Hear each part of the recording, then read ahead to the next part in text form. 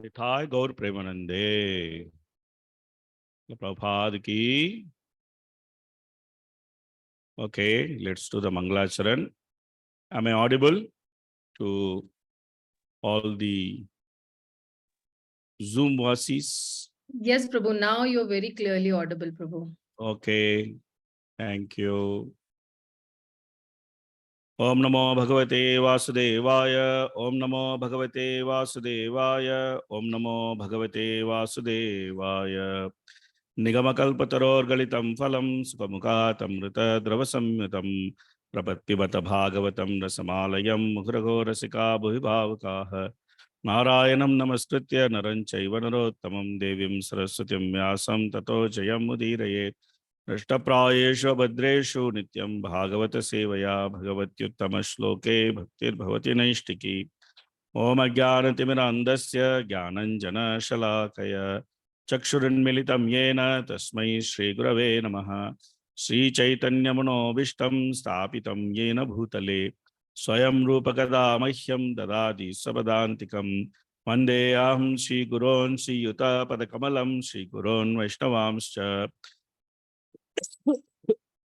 श्रीरूपं साग्रजातं सहगण रघुनाथान्वितं तं सजीवम् साद्वैतं सावधूतं परिजनसहितं कृष्णचैतन्यदेवं श्रीराधाकृष्णपादान् सहगणललिता श्रीविशाखान्वितांश्च हे कृष्णकरुणा सिन्धो दीनबन्धो जगत्पते गोपेश गोपिका कान्त राधा कान्त नमोऽस्तुते तप्तकाञ्चन गौराङ्गी राधे वृन्दावनेश्वरी वृषभानुसुते देवी प्रणमामि हरिप्रिये वाञ्छाकल्पतरुभ्यश्च कृपा सिन्धुभ्य एव च पतितानां पावनेभ्यो वैष्णवेभ्यो नमो नमः नमावं विष्णुपादाय कृष्णपृष्ठाय भूतले श्रीमते भक्तिवेदान्त स्वामिन् इति नामिने नमस्ते सारस्वते देवे गौरवाणी प्रचारिणे निर्विशेष शून्यवादी पाश्चात्य देशतारिणे जय श्री कृष्ण चैतन्य प्रभु नित्यानंद श्री अद्वैत गदाधर श्रीवासदि गौरभक्तवृंद हरे कृष्णा कृष्ण कृष्ण हरे हरे हरे राम राम राम हरे हरे मूकं करोति वाचालं पंगुलंघयते गिरिं यत्कृपातमहं वन्दे श्रीगुरुं दिनतारिणं परमानन्दमाधवं श्री चैतन्यमीश्वरं तथाञ्चन स्मृते यस्मिन् दुष्करं सुकरं भवेत् विस्मृते विपरीतं स्यात् श्री चैतन्यं नमामि तम्. Hare Krishna, welcome back. So yesterday we primarily discussed about Jadabharata's discussion with Raghugana as to how this mind is responsible for expanding this material creation and the attainment of various bodies of the living entity. And in that context, we also discussed that how devotees can also be challenged with the mind. It's not that it's all some non-devotee stuff and they are the ones who are suffering with the mind and we are not suffering with the mind. It's not like that. Sometimes devotees can be extremely challenged with the mind, especially since I am looking after medical service. Many times I come across devotees who are mentally challenged, means that they are having mind related issues. They have so much of stress, so much of problem because they are unable to reconcile their mental demands with their Krishna conscious lifestyle. They are unable to reconcile both. There is a mental demand which is coming from their previous vasana, from their karma, from the influence of the three modes. There are many mental demands are there. And then there is Krishna conscious lifestyle is there. So they are unable to reconcile both. And when they are unable to reconcile both, then they get into great stress or duress. And then they need a lot of guidance or counseling. Sometimes they get into depression, compression, oppression, different types of things. Or they have serious problem in surrendering, accepting, dealing with authority. So it's not that mind is only troubling the karmi fellows or Vikarmi fellows, non-devotees, they are being troubled by mind. And we are not like that. Jitatmana prashantasya paramatma samahitaha Sitoshna sukadukkesu tatha manapamanayoho. Krishna says in Bhagavad Gita that how is a person who has perfectly controlled the mind? What is his characteristics? Krishna says in Bhagavad Gita. So we don't find that as sadhakas, we are not like that. We are not Jitatmana, we are not Prashanta. We have not reached our peace. We have not made peace with Paramatma. We have not made peace with him. We are still in war with Paramatma. Paramatma samahitaha. We have not made peace with him. So then devotees also face a lot of problems, mental problems. So therefore, these instructions are very much relevant to us as much as it is relevant to a person who is completely materially oriented. Okay, so let us continue. Please read. Of course, we read this translation, but since it is highlighted, we're just going to read. We're reading the purports. We have a few purports. I think this is the last purport we are reading. The soul's designation, the mind, is the cause of all tribulations in the material world. See, it's a very grand statement. The soul's designation, the mind, is the cause of all tribulations in this material world. So now we know who is the culprit. Whatever we face problem, there's only one culprit. That culprit is mind. And he has designated the soul. He has designated the soul. He has given one identity to that soul. Hey, you are not spirit soul. You are this, you are that, you are so and so. This is what is your designation. This is what is your identity. Today morning, while explaining Prabhupada's class, Radheshyam Prabhu was telling that how we consider ourselves based on our physical features. We think that you are saying, I am short, I am white, like that. So we consider ourselves based on our physical and mental features. We also have mental features. So we consider that as our identity, and that is called designation. That designation is given by mind, and that designation is the cause of all tribulations. Okay, please continue. As long as this fact is unknown to the conditional living entity, he has to accept the miserable conditions of the material body and wander within this universe in different positions. Because the mind is affected by disease, lamentation, illusion, attachment, greed, and enmity, it creates a bondage and a false sense of intimacy within this material world. Yeah, so within this material world, we think that, oh, these people are my friends, these people are my enemies, and these people I don't care for. They are neither my friends nor my enemies, I don't care. They are there, they are living their life, something is happening to them, I don't care about. And there are my friends and there are my enemies. So I try to be good with my friends. I try to see how I can finish off my enemies. But if my friends cannot help me for my sense gratification, I immediately take them from front category and put them into enemy category. Enemy category. So therefore, this whole, and this is not only for human life. It is seen in animal life also. In animal life also, animals are making various types of relationships for eating, sleeping, mating, and defending. Some animals hunt in packs. Some animals hunt alone. They only go to other animal for mating. So different animals have different habits and they have made different type of relationships. Why? Because the soul is thinking, I am a tiger, I am a dog, I am a cat. I have been given this particular body and this body is my identity. And then he behaves accordingly.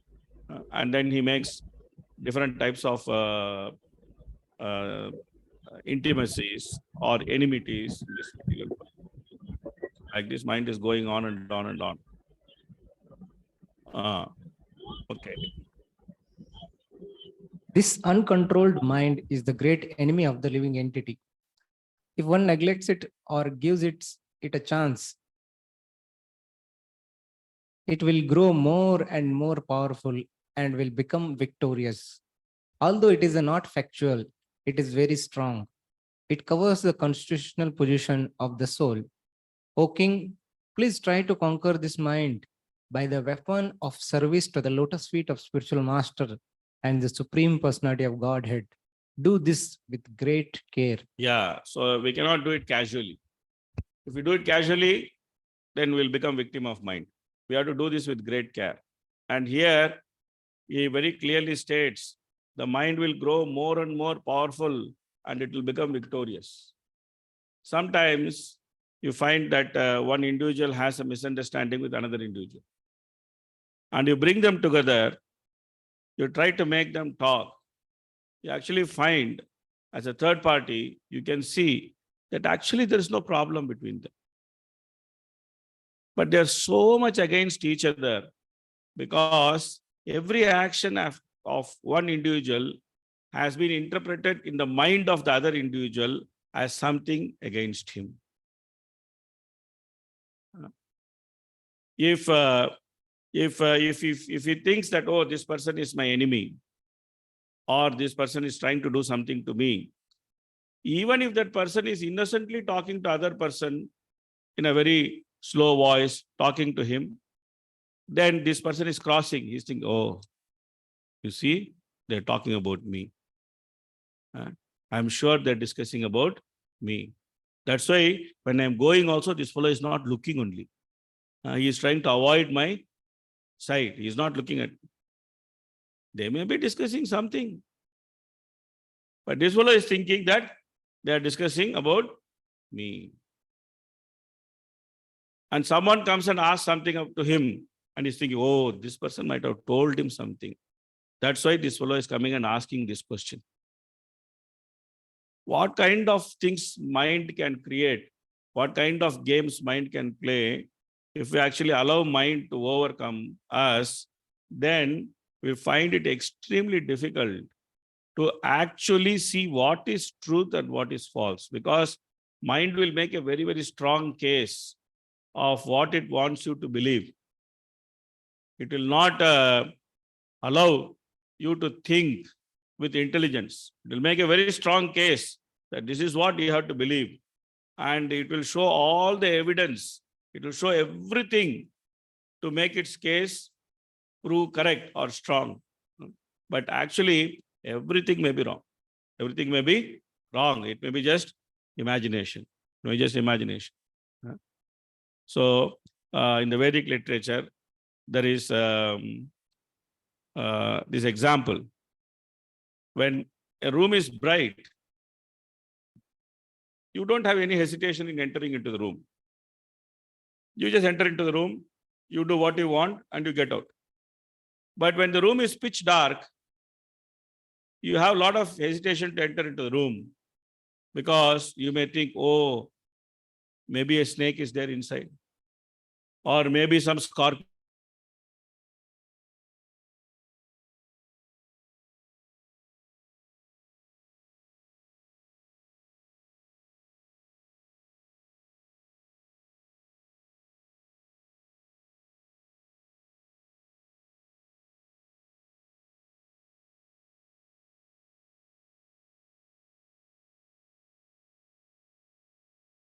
Prabhuji, there is no volume, Prabhuji, and the screen has freezed.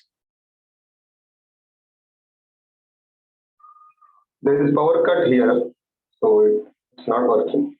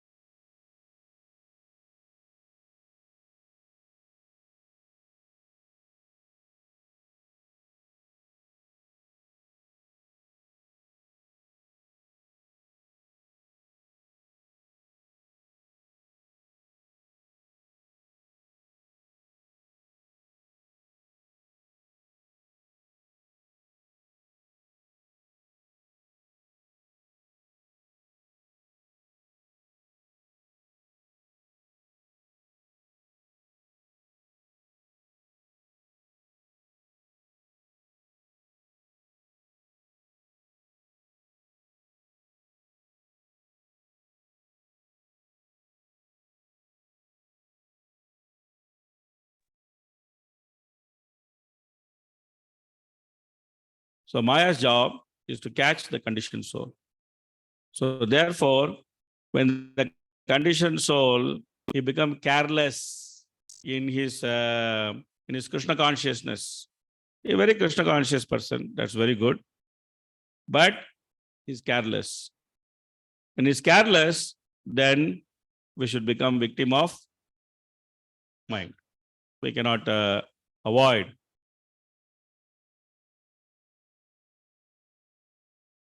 We cannot avoid. We have to become victim of mind. We will not be spared. That's why Jadabharata is saying that Raghugana, not only you should engage in the service of Supreme Personality of Godhead to conquer the mind, but you should also be very careful. You should do this with great care. You cannot think that I took initiation, I am chanting 16 round, I am following 4 regulative principle, I am in ashram, so nobody can touch me. Or a grahastha cannot think, oh, brahmacharis are so fragile, they are always under risk. Any woman is smiling at brahmachari, but I am grahastha, I am married, I have wife, I don't have any problem. A sannyasi cannot think, I am dead man anyway. I am anyway dead man, I have danda. I don't have any problem. Nobody can be spared. We have this famous pastime of Prabhupada and his disciples discussing about Maya. Prabhupada says that Maya will not catch me.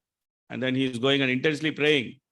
And disciples are asking, why are you intensely praying? He's saying, oh, I said Maya will not catch me. So I am asking Krishna to protect me. So Prabhupada is actually showing that how we should be careful. How we should be careful. We should never take our position in Krishna consciousness for granted. Never take. We should never take our position in Krishna consciousness for granted. We have to be very careful. Same way, there's another pastime which happened in Mayapur. Prabhupada and his sister, Kishima, when Prabhupada is so old, 70 years old, his sister also so much old, and she is a widow. And one time, Prabhupada was there, and his sister was there, and then some disciples were there. Then all disciples started going. So Prabhupada was left with his sister, Pishima. Then Prabhupada started chastising his disciples. Why are you leaving me alone with a woman? Why are you leaving me alone with a woman? I am a sannyasi. I should not be left alone with a woman. Why are you leaving me alone with a woman? Now, who is that woman? Is he some 16-year-old girl who is so beautiful, very attractive? He dealt with them, 16-year-old girls who are very beautiful, who are very attractive. So beautiful, so innocent, willing to do anything which Prabhupada says. Prabhupada dealt with them, his female disciples, his lady disciples. And he dealt with them so spotlessly. They didn't even have the culture.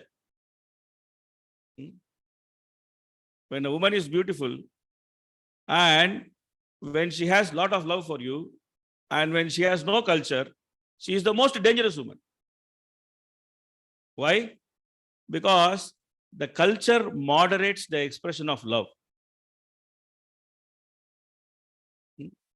When there is no culture, there is no moderation of that expression of love. When there is no moderation of expression of love, the woman can do whatever she wants because she feels, oh, I like this man, so I can do whatever I want. Culture moderates that expression of love.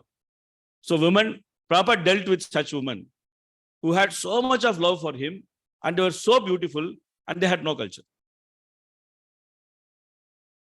And he spotlessly dealt with them.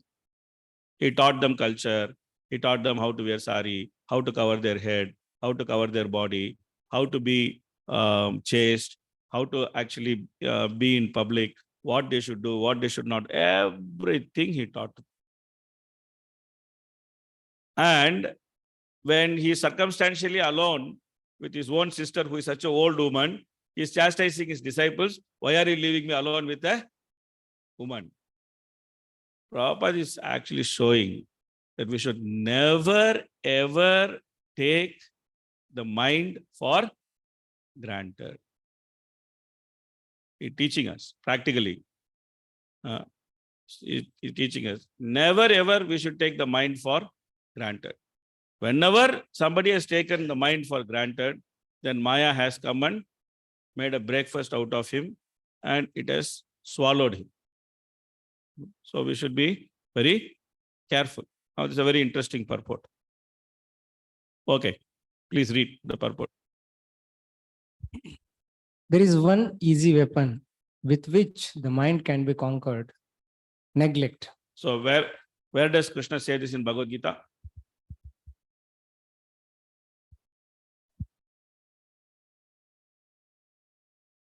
That is talking about practice. This is talking about neglect.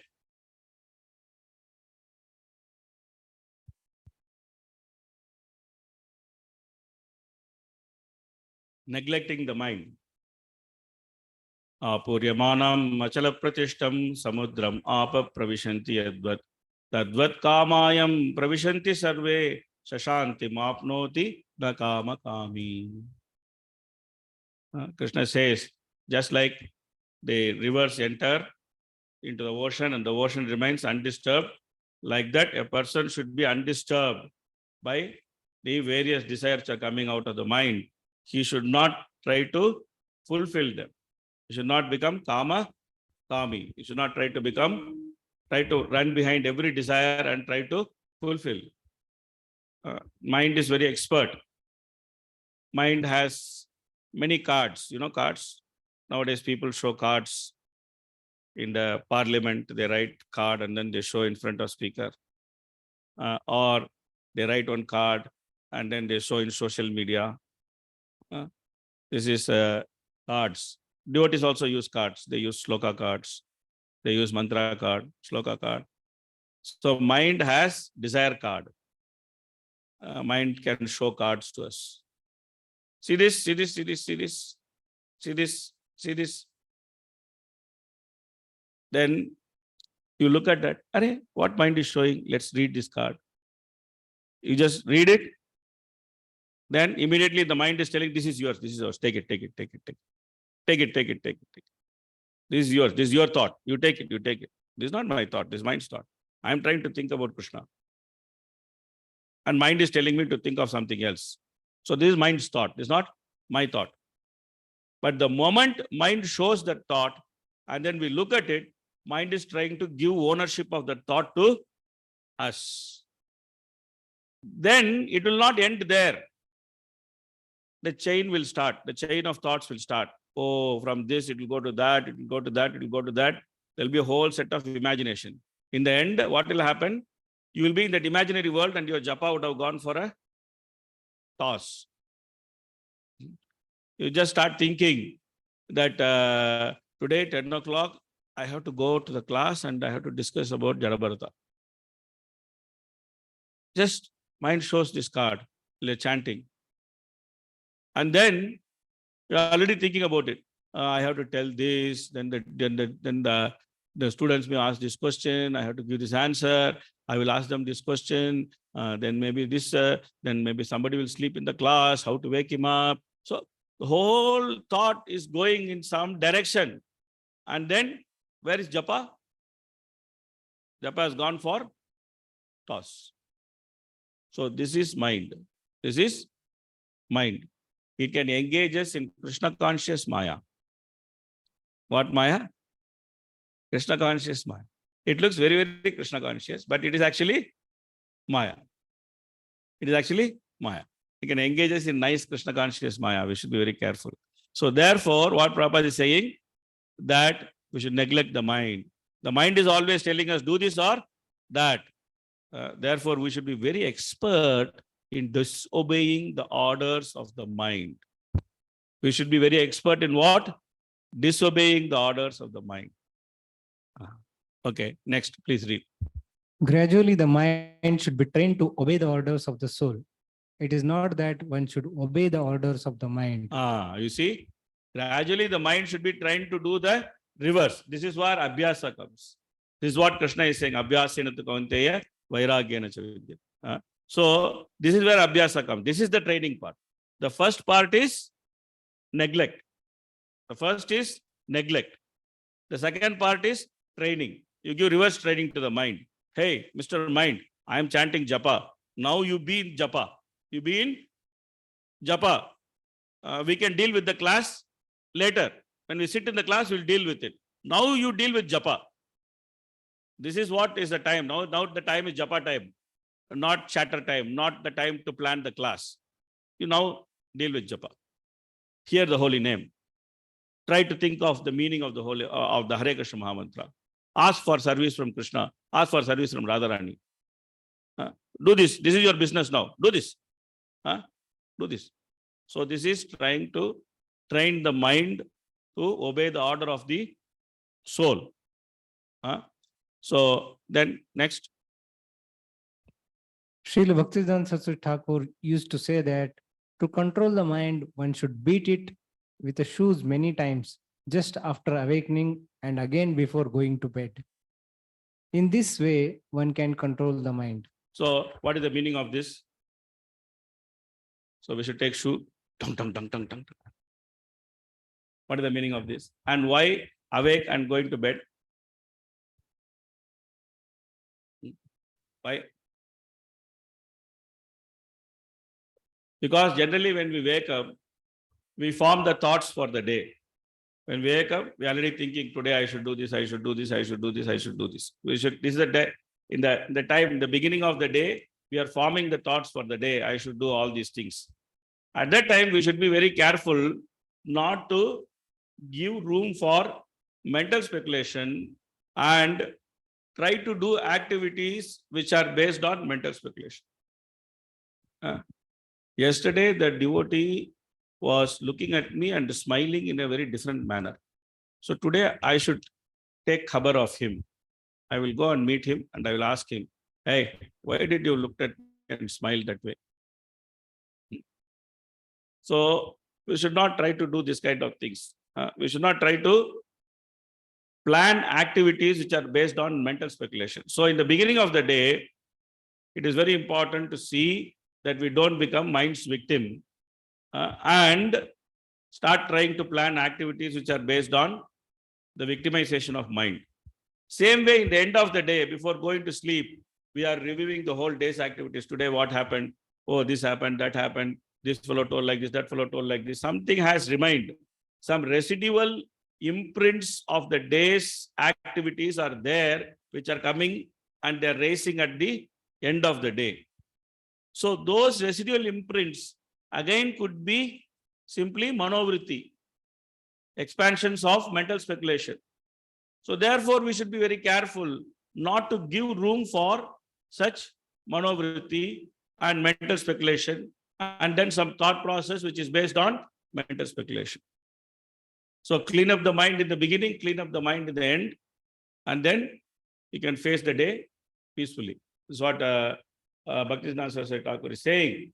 But that cleaning up has to be done very vigorously. That's why he is saying beat with shoes, because mind is the most persuasive lawyer. Mind is the most persuasive lawyer. It can persuade you to do things which you don't want to do. Which you don't want to do. It can convince you to do wrong things and give perfect justification for doing it. It's the most persuasive lawyer, this mind. So therefore, mind cannot be dealt with in a casual manner. There's a nice example in Bhagavatam about this subject matter. There's someone who is trying to do something wrong and somebody else is trying to correct him. And in the end, the person who is trying to correct him also ends up doing nonsense. What is the example?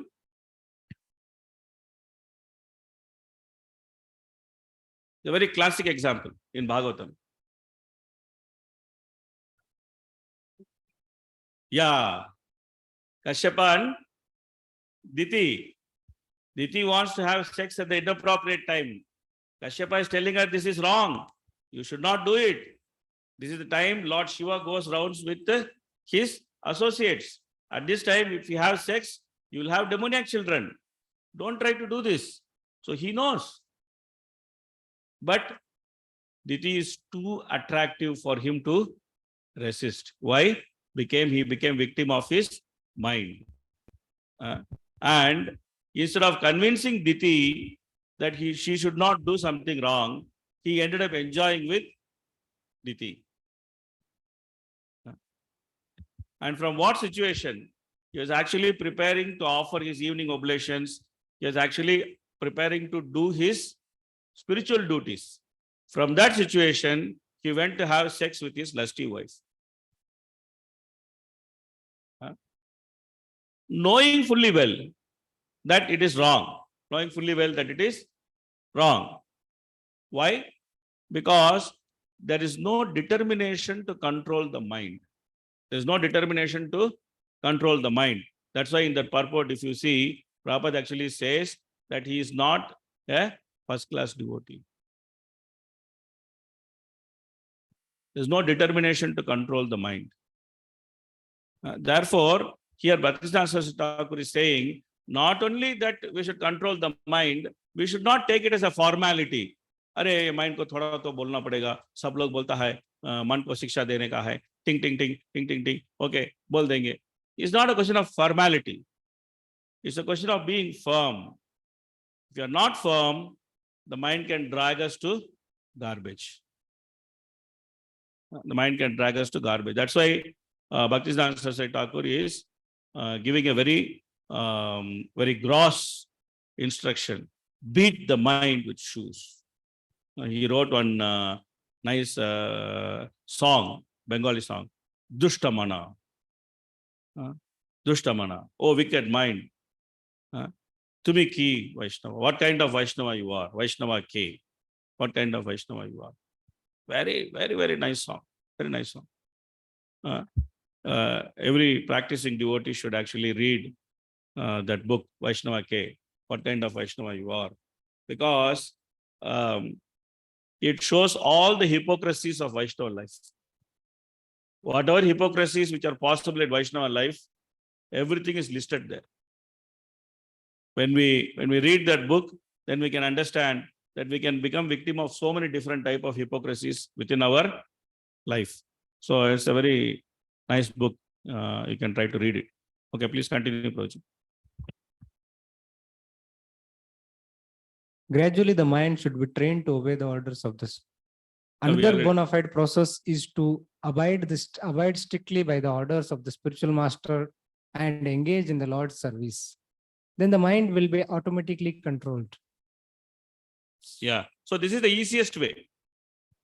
This is the easiest way because this is going in the mind's way. Because mind wants to think about something.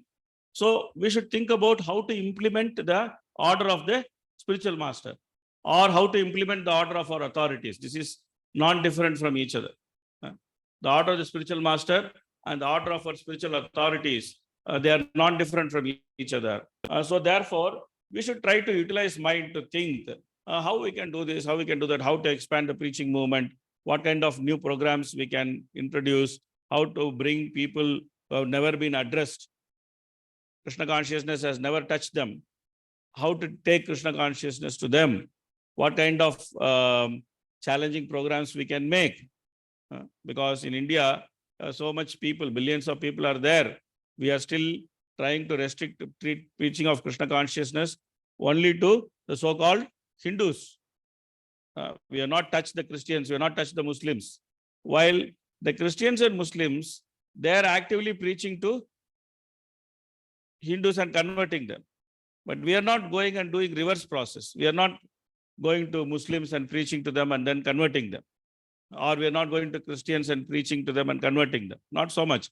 If casually something happens by itself, it is fine. But we don't have a definite program to do it. It's a very good thought process how to do it. Because our idea is not conversion. Because Krishna consciousness is not about conversion. Krishna consciousness is about keeping them in their original position. It's not about Hinduism. It's about keeping the spirit soul in its original position. So why can't we do it? How to do it? It's a huge field. It's a huge amount of thought process, a big discussion. How to do it? So there are many things which are there, which are open, which are part of the spiritual master's order to preach Krishna consciousness. So mind can be applied in all those activities. So Prabhupada gives 3 steps. What is the first step? Neglect it. Second step? Train.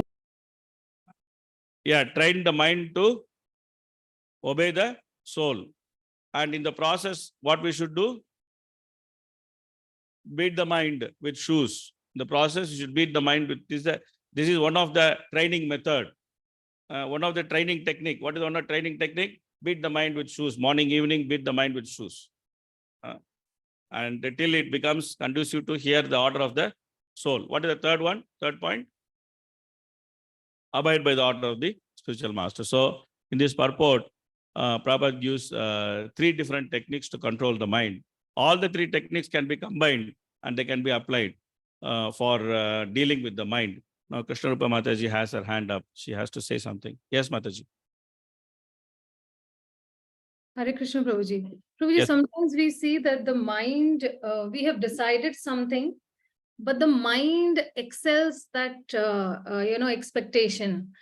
Then in this case, what works in this case? Say, for example, I decide that I want to distribute 10 books today. I decide that, no, I don't have so much time. I'll just distribute 10 books and I'll come back again.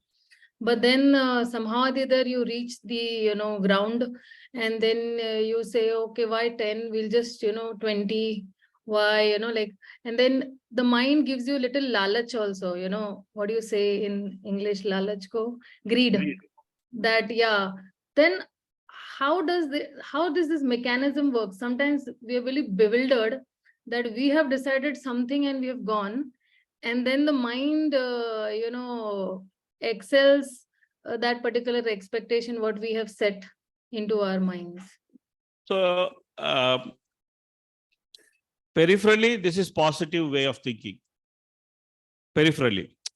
Okay. Why I am saying peripherally, I'll explain this. Peripherally, this is positive way of thinking because you go with the idea that I'll distribute 10 books. You end up distributing 10 books and mind is saying, okay, let's do it more. Let's do more. So peripherally, this is very good because mind is then properly applied. It's not that mind is always bad. Mind is good also. Mind is good when it is properly utilized in Krishna consciousness, because mind can expand the scope of Krishna consciousness, the scope of preaching, like what you're saying. Why only 10 books? Let's do 100 books today. Why only up to 1 hour? Let's do book distribution for 10 hours. So these are all positive ways by which the mind can be engaged, and mind is a friend. But then we should also examine the motive behind that.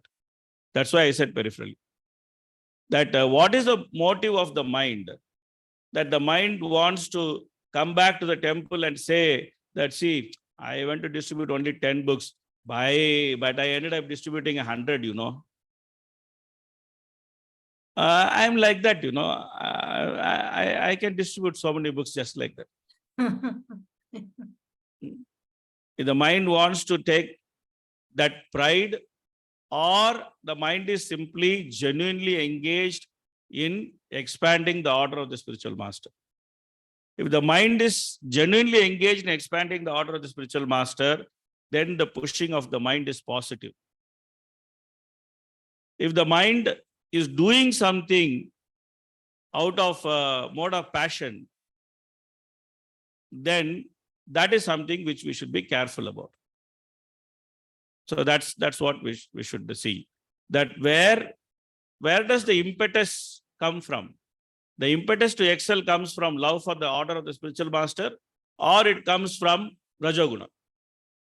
If it comes from Rajoguna, it will not stay for long and it will create problem. So therefore, that Rajoguna has to be turned into the love for the instruction of the spiritual master. So therefore, we should work on it. We should work on that Rajoguna. We should use intelligence to tell the mind that what you are doing is very good, but the basis of that is not good. So you change the basis and you still keep doing this. Not that we should stop the mind from pushing us, but we should, with intelligence, we should change the basis on which the mind is trying to push us. Then we are all right. Prabhu, I just missed that point where you said that beat the mind in the morning and evening, maybe one or two sentences. You can just repeat that again for me. Yeah, I just said that morning we are planning our activities. In the evening, we are reviewing our activities. So we are entering the day with our morning thoughts, and then we are reviewing the day with our evening thoughts. So morning, evening, while entering the day and while reviewing the day, we should strictly not give place for mental speculation. I was just giving example that you may see two devotees speaking, both of them known to you. You may see both the devotees speaking with each other. You may cross them. You may tell them Hare Krishna, but genuinely they are engaged in a very intimate conversation. They didn't notice you. They didn't tell you Hare Krishna, and you just cross them. And because you are doing so many things, you may not have time to think about it at that point of time. But evening, when you are done, when your day is done, when you're going to go to sleep, that time mind will remind you, hey, you know that two fellows who are speaking and you said Hare Krishna, they didn't look at you. They were actually speaking about you. They were making some nonsense comment about you. That's why they did not look at you. They felt so guilty that they did not want to look at you. So then mind has to be beaten with shoes. Dum, dum, dum, dum, beating is required.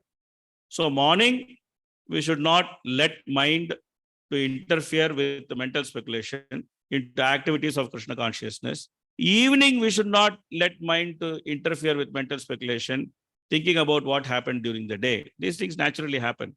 We should not become victim of these things. That's why morning, evening, we should be very strict. And it cannot be done casually. It has to be done very strictly. That's why beating shoes. Okay. Thank you, Prabhuji. Thank you very much. Okay, that brings us to the end of this chapter, which is the 5th canto, 11th chapter. Jadabharata instructs King Raghugana. So we'll enter the 12th chapter. Yes, Prabhuji. Prabhuji, you had mentioned about friend and enemy, that as soon as a person opposes one's sense gratification, then one may consider him enemy. So sense gratification is one platform. Another is a person has his opinion. That is sense And- gratification, mental sense gratification. Yeah. So in that also, because we are dealing with devotional life, so there is a opinion about what should be done, not done. And in that also there is variety. Different devotees are different. Same, there may be intention to please Krishna, but they may have variety. And at the same time, we see sometimes there is a variety that we feel that it is causing, it is a trouble to ISKCON, in some way. Some opinion is wrong. It may not be seen, at least from my perception, it is not seeming to be conducive for Prabhupada's movement. Okay. So how do we distinguish between these two? So one is actually to be not seen with like respectful eye, or I should say it should be dealt with another, like we should cut it. Rather is the other one is that it has to be respected with the difference. So if we cut it into friend and enemy, then we can also be in the false ego platform. My opinion versus that opinion. Versus I know that this is actually wrong, and I have to ensure that Prabhupada's movement goes ahead. So I should not support this. Okay. So how to deal with such things where when you feel that a certain thing which is being done is not conducive to spreading the movement. Okay. It all depends upon what is your position. Okay. We go back to the simple formula or the theory of circle of influence and circle of concern. Okay. If whatever is happening is in a circle of influence, then definitely you can go and deal with it because it's happening in a circle of influence. But if it's whatever is happening in a circle of concern, then you can't deal with it. Let's say GBC might pass a resolution. you may feel that GBC's resolution is not conducive for spreading Krishna consciousness all over the world. As an individual, you are entitled for that opinion. Nobody can put a gun on your head and then say you cannot think like this. Okay? You may genuinely have a difference with the GBC resolution, let us say. But I cannot do anything with GBC. What can I do with GBC? Can I do anything with GBC? I'm talking about myself. I have no influence on GBC. I can't do anything with GBC. GBC are doing something which they are thinking is correct. I may have a difference of opinion. So what can I do? The only thing I can do is I can go to Prabhupada. I can say, Prabhupada, GBC is doing this. I am thinking probably this is a problem. So please, you take action. If you think that I am wrong, you correct my opinion. If you think that they are wrong, you correct their opinion. So you have dealt with it. You have dealt with it. You have gone to an authority who has jurisdiction both on GBC and on yourself. And you have presented the case. That's it. Done and dusted. If it is circle of concern, done and dusted. If I have some relationship with some GBC, then I may sit and talk to that GBC to find out why they took that decision. And I may seek some explanation from the GBC. Oh, GBC has decided this. I seem to have some opinion like this. So what do you think? This is a healthy conversation. A healthy conversation. So in the end, out of that conversation, there may be three outcomes. One outcome is you may become fixed in your perspective. GBC has indeed done something which is not very good. Or you may change your perspective. You may think that, oh, I didn't consider all these things which GBC has considered, so probably my thinking is wrong. Or you may become confused that whether I am correct or GBC is correct. Okay. But still, it is circle of concern. So whenever it is circle of concern, then you should go to a person who has influence on them. And as long as you have presented it to the person who has influence on them, you already done your job. Okay. There's nothing more you can do with it. Rest is, Krishna will take care. Krishna is time factor. Krishna as time factor will act wonderfully. And he will filter all decisions, starting from the new Bhakta's decision to GBC's decision. Everything will be filtered by time factor. Okay. So, in practice of Krishna consciousness, we should always consider this as a very important thing. That if I have a problem with something, is it within my circle of influence or circle of concern? Our action should be based on that. Our action should be based on that. If it is circle of influence, it's easy to act. If it's circle of concern, we should go to the right authority and then present the concern.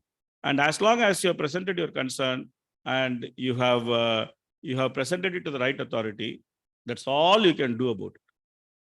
Then you should come back to your original business. What is that business? Huh? What is that business? Yeah, how to go back to Godhead. How to develop love of Godhead. That's our original business. We came to ISKCON not to challenge GBC, not to challenge some other person's preaching method, not to analyze whether this preaching is better than that preaching. We didn't come to ISKCON for all those things. We came to ISKCON for what? Developing love of Godhead. That's our original business. We should always remember this. What is that? Kriti sadhya bhavet sadhya sabhakti sadhana vida nitya siddhasya bhavasya prakatyam iti sadhyata. So we should come back to our original business. Now, how to become Krishna's lover, then we are all right. There's no enmity which is made. There's no enmity which is made because you dealt with it. And we see everyone is genuine. It's not like very few people are fake in ISKCON. Very few people are fake devotees.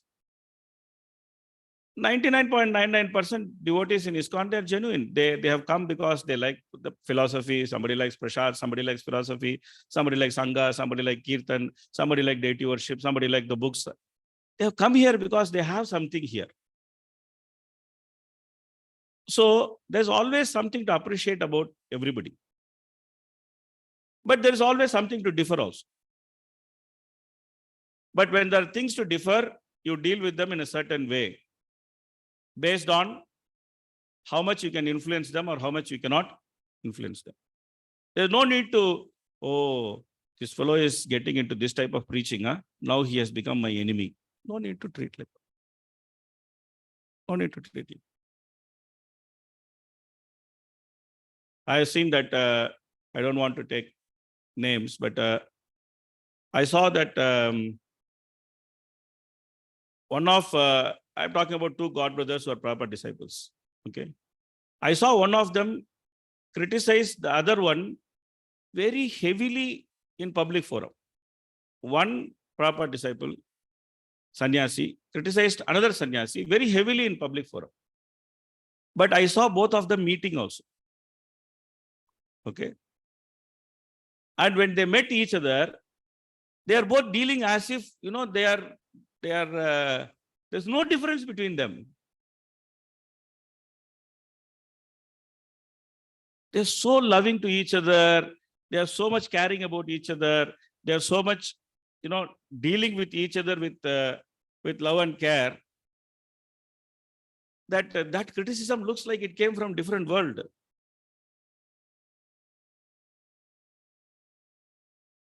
Okay. So then I understood that there could be difference of opinion by which one could criticize the other, but there is no difference in love. They are God brothers and they have Prabhupada as common point and they can connect with each other so intimately. In spite of having difference of opinion, criticizing each other, it's all okay. So we should, we may have difference of opinion with some other devotee. That doesn't mean that we should not appreciate him for his Krishna consciousness.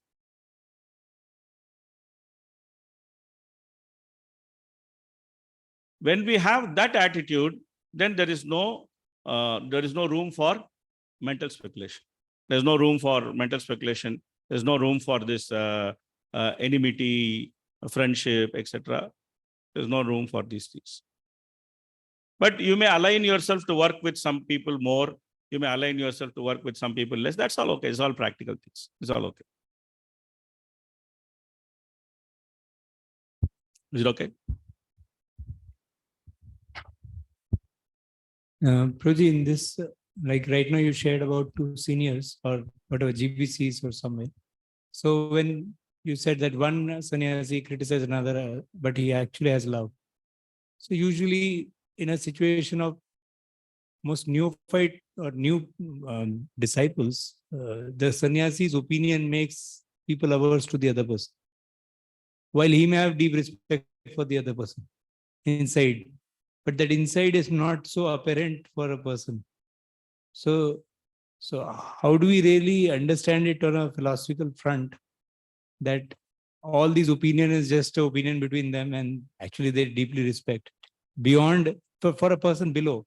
Because opinions about Krishna conscious things come from intentions also. People perceive intentions. So that perception of intention beyond the opinion is very difficult to say that, okay, he lives for Prabhupada. When the opinion is so strongly saying that he went wrong here, So it looks as if that sannyasi is saying that he's wrong. He's not for Prabhupada in that sense. Correct. Correct. It's true. But then when you see them interacting, then you realize something is completely different. Okay. Yeah, but that's not always available. So that's why these things have to be discussed. Okay. That's why I specifically, when you asked this question, I specifically brought it up. Okay. That's why these things have to be discussed. That's why they should be known, it should be discussed. We should try to make differentiation between having a genuine difference of opinion in serving the spiritual master and having loving relationship with each other. Okay. We should try to differentiate between these two both.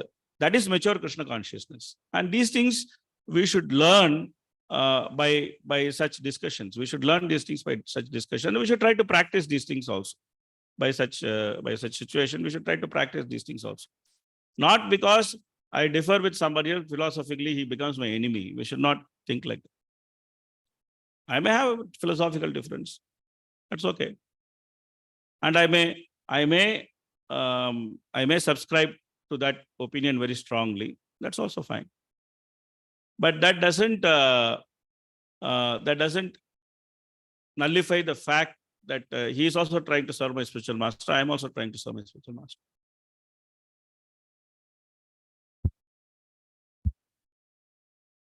The expression of the first sannyasi, if the statement comes like this, I'm just articulating that I respect that devotee as a wonderful Prabhupada disciple.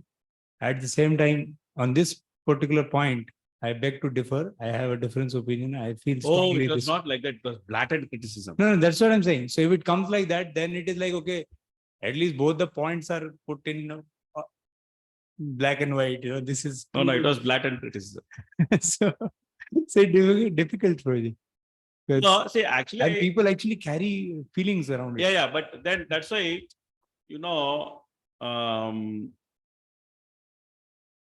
yesterday's class was very nice. In yesterday's class, there was Prabhuji actually discussed the different varieties of faith. He said that there is Laukika Shraddha, and there is Shastra Shraddha, and then there is Bhakti Shraddha. Okay. So we should try to quickly come to the platform of Bhakti Shraddha. When we come to the platform of Bhakti Shraddha, then we can easily reconcile these things. If you are cult following, then it is difficult for us because it's just an individual.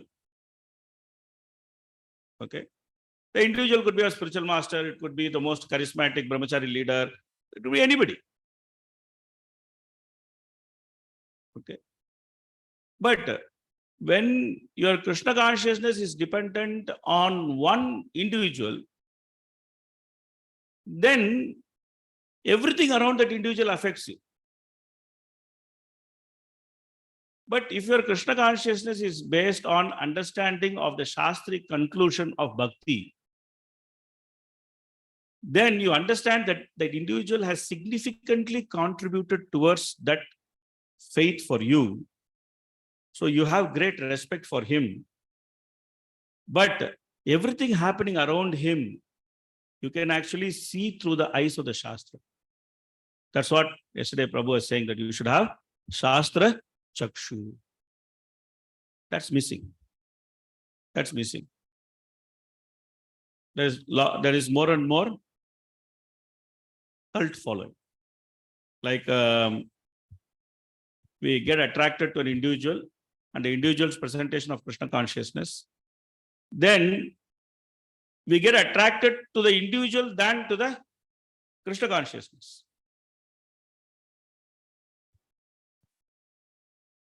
That is the problem. We are meant to be attracted to Krishna consciousness, and the individual's attraction is part of that Krishna consciousness attraction. It's not that we're attracted to the individual and Krishna consciousness is part of that attraction on the individual. You understand? There is place for both. There is place for attraction to the individual. There is place for attraction to Krishna consciousness. But what is the correct understanding? The attraction is to Krishna consciousness and the attraction to the individual is part of it.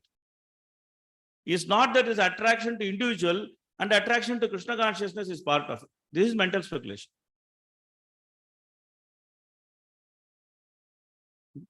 Many of Prabhupada's disciples also had this problem.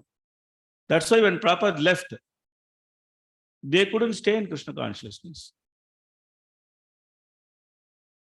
It was a knee-jerk reaction to actually fall out of Krishna consciousness. But because they had associated with such a great personality, later many of them realized that their attraction to Krishna consciousness makes their attraction to Prabhupada meaningful.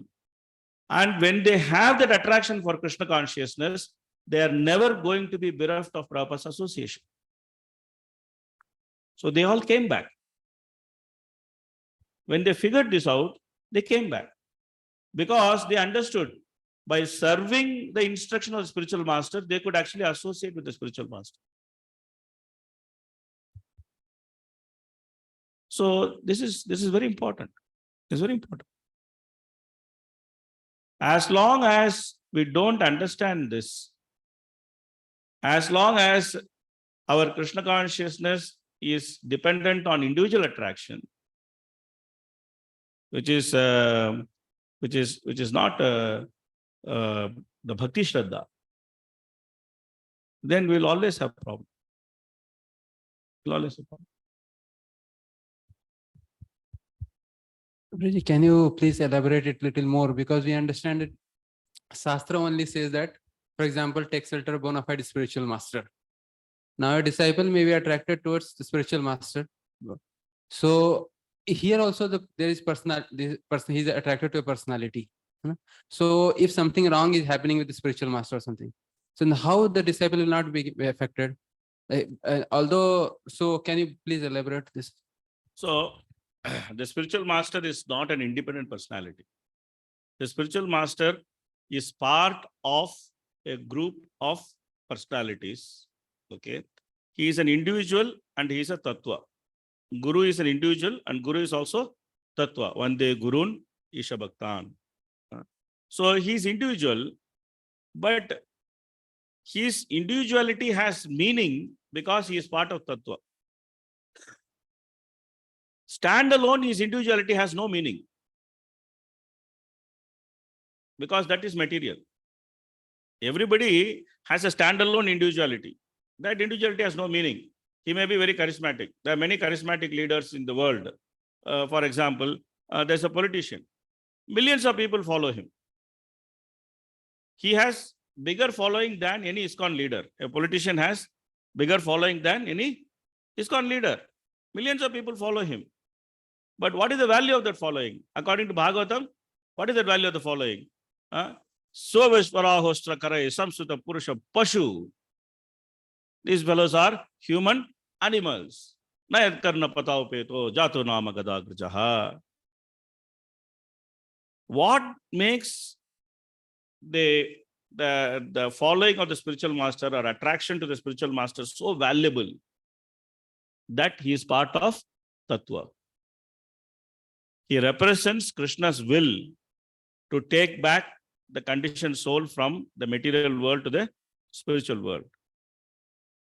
He is part of that Krishna's will. He is the representation of Krishna's love. Samsara dava nalalida loka tranaya karunya ganaganatvam praptasya kalyana gunarnavasya vande guru Sri Charanaravinda. So he actually represents that Krishna's love for the jiva. And as an individual, he does it in his own way, which doesn't contradict the way of the tattva. Okay. So therefore, he is valuable. Therefore, he is valuable. That's why Shastra says that spiritual master should be accepted and respected as long as spiritual master is identifying himself with the Guru Parampara. The spiritual master doesn't identify himself with the Guru Parampara, then the same spiritual master should be rejected also. The same spiritual master should be rejected also. You take Bali's case. Bali was dead. Practically, Bali was killed in the battle by Indra. Everything Bali possessed, who is responsible for it? Sukracharya. Yet, Bali rejects Sukracharya. Why?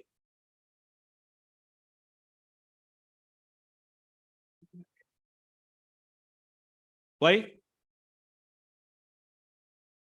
Yeah, Bali understood everything he possessed is not because of Sukracharya. Everything he possesses is because of Supreme Personality of Godhead. Sukracharya is only the transparent medium through which he got everything. Now the same Supreme Person wants to take it. So who is Sukracharya to stand in between? Who is Sukracharya to stand in between? He has the role of acting as a transparent medium in giving everything to Bali. So Bali has to respect him. But when the same Supreme Lord wants to come to take away everything, if this fellow is standing in the way and he is not allowing Bali, then he is no longer transparent medium. So he has to be rejected. He has to be rejected. Hare Krishna Prabhu, the BVR may host, his mic is on and there is a lot of disturbance. Can you please ask the BVRV Pune host to mute himself? How BVRP Pune will mute? Then I have to mute my mic. Sorry, there was some disturbance because I think the particular person was somewhere and a lot of bucket noise was coming. Done, done. Okay, done. Okay. So you understand. So this is the point. This is the point that devotees in ISKCON are meant to understand Guru Tattva properly. Okay. And that applies to Diksha Guru, Siksha Guru, every Guru. Okay. So they are meant to understand it properly. That's why they started IDC. But IDC became a formality. That's a different story. Okay. That just before giving Diksha, 1 day, 2 days, shoot IDC and then just finish it. So no, IDC was meant to be given before the Guru is selected. Before even a person thinks of selecting a Guru, he should be taught IDC. So that he understands Guru Tattva, he actually understands this is how I am supposed to select a Guru, and this is how I'm supposed to do things. He is meant to do it. It is not a formality to be completed just before taking initiation. Anyway, it started with good intention, but at some time that intention will prevail, I hope.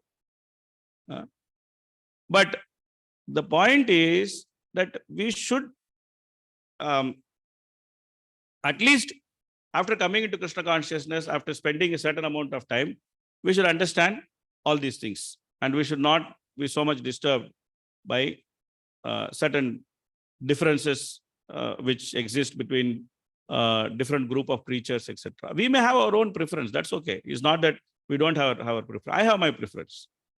Okay. I personally have my preference about how preaching should be done. And I have very strong opinion about it also. It's not like I have light opinion about it. I have a very strong opinion about it also. But doesn't mean that I don't respect those who don't subscribe to my opinion, because they're also devotees. They're also doing wonderful job. They're also having the Krishna consciousness. They're also trying to go back home, back to God. I'm also trying to go back to God. So why I should? But if they come and discuss with me, I may have a strong, debate with them. I may still have a strong debate with them. It's not that I will not have my debate with them. If they come and discuss, I'll have a very strong debate with them.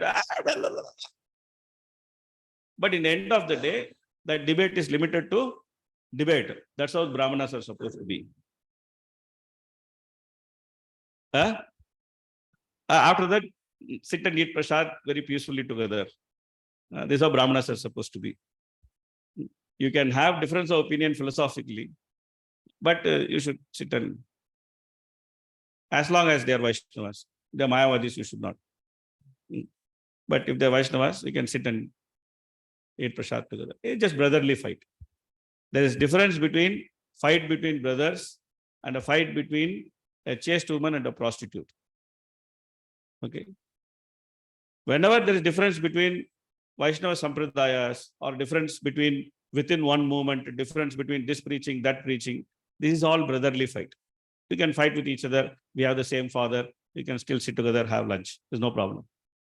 But the difference of opinion between Mayavadis and Vaishnavas is like a difference of opinion between a chaste woman and a prostitute.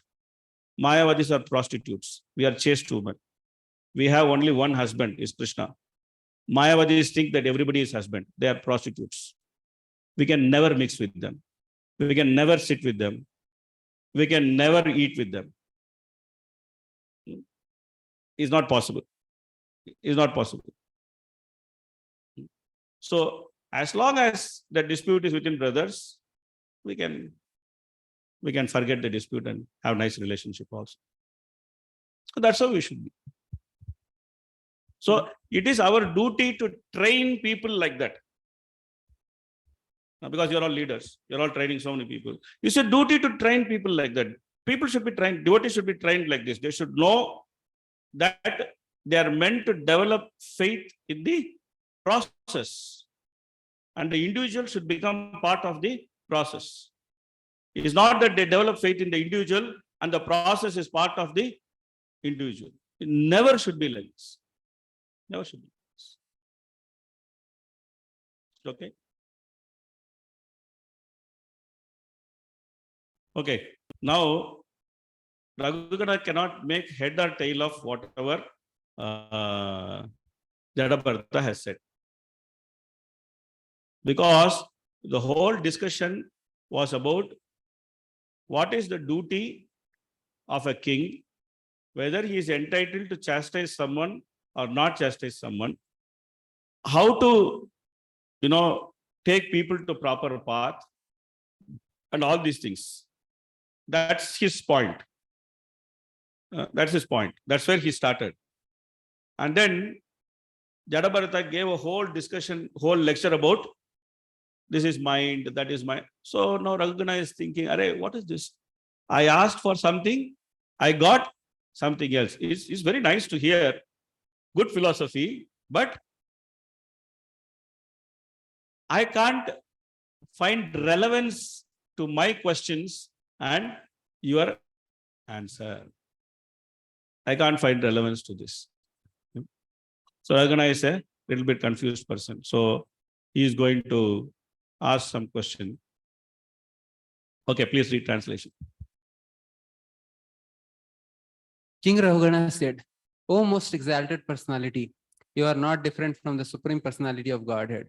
By the influence of your true self, although all kinds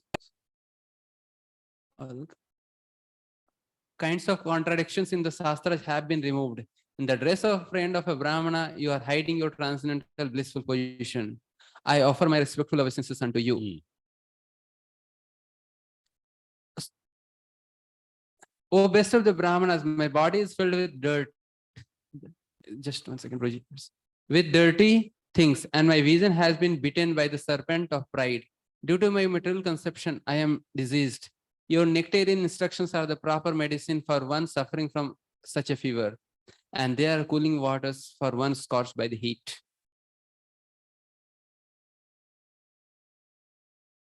Whatever doubts I have about a particular subject matter, I shall ask you about later. For the time being, these mysterious yoga instructions you have given me for self-realization appears very difficult to understand. Please repeat them in a simple way so that I can understand them. My mind is very inquisitive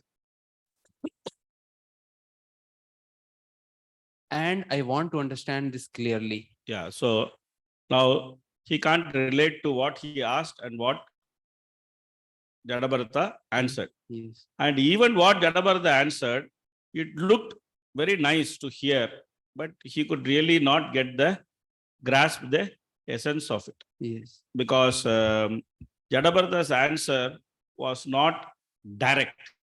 Even though it is correct answer, but it was not direct. So therefore, he was a bit perplexed. So he wanted to ask some more clarity. So he very carefully asked. So he understood that the instructions are very valuable to him, but he also understood that it is his own inability that he is unable to understand them. So therefore, he acknowledged the value of instruction. He did not tell, अरे क्या बात करता है यार, कुछ समझ में नहीं आता है, मैं कुछ पूछता है तुम कुछ बोलता है, तो कुछ बराबर उसको बात करो ना, बराबर जवाब दो ना, क्यों इतना कंफ्यूज करता है आदमी को? He doesn't speak like that. He actually acknowledges that instructions are quite valuable. They are actually meant to remove his ignorance. But his own situation is so bad that he is unable to understand whatever instruction has been given to him. So therefore, he is saying, please simplify that. Very, very nice way of putting it. Okay, please continue. O master of yogi powers, you said that fatigue resulting from moving the body here and there is appreciated by direct perception. But actually, there is no fatigue. It simply exists as a matter of formality. But such inquiries and answers, no one can come to the conclusion of the absolute truth. Because of your presentation of this statement, my mind is a little disturbed. Yeah. So this he is asking very specific question. So you said that fatigue is just a matter of formality. It simply exists in the mind. It's just a mental speculation. Okay. So is it related to self-realization? Direct connection to this statement and self-realization, King Raghugana is not able to make. He is not able to make because he is experiencing fatigue. When the palanquin was not carried properly, it is a fact that he experienced discomfort. And now he seems to be saying, Jadabharata seems to be saying, it's just a matter of formality. That discomfort is a matter of formality. But Raghugana is saying, see, you are saying it's a matter of formality, but I experienced it. So just by saying it's a matter of formality, how will I understand absolute truth? How do we understand this? Unless you understand that this is a matter of formality, I should tolerate it, and I should not try to run behind it too much, you will never be able to go to absolute truth.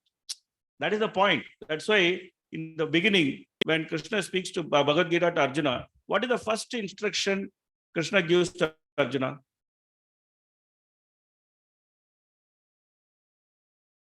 What is the first instruction? What is Krishna's first instruction to Arjuna when the serious talk happens?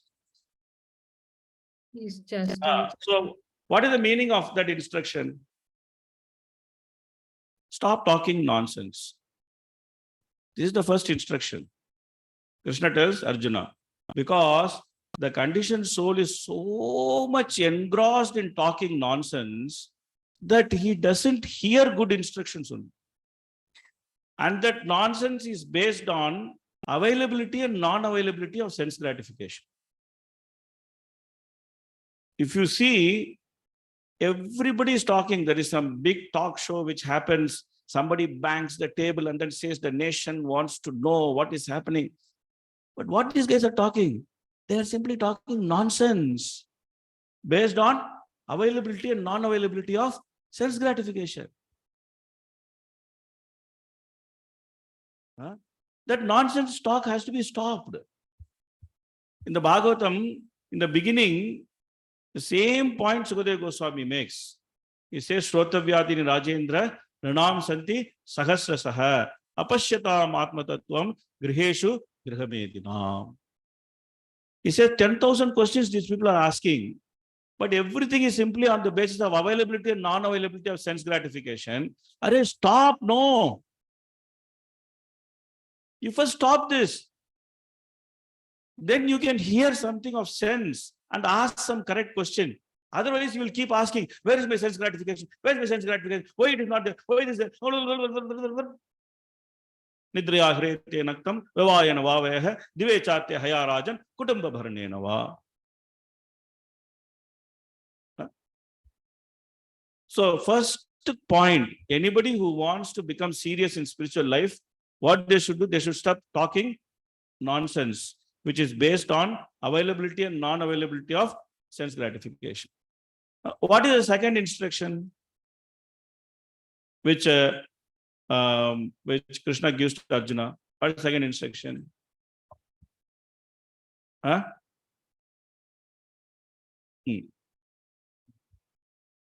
Yeah, two things he combines.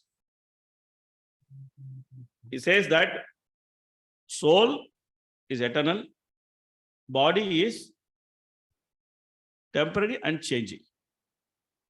And then he gives a very important instruction. Don't be bewildered by the change of body. If you actually see a conditioned soul, throughout his life, he is bewildered by change of body. That's it. When a small child, when he's born, he has a body and that body is going through some change. He doesn't know what is happening. He simply cries. He has only one language. What is that language? Cry. When he is hungry, he cries. When mosquito is biting, he cries. When he feels uncomfortable, he cries. When he passes stool and urine and he is soaking in that stool and urine, he cries.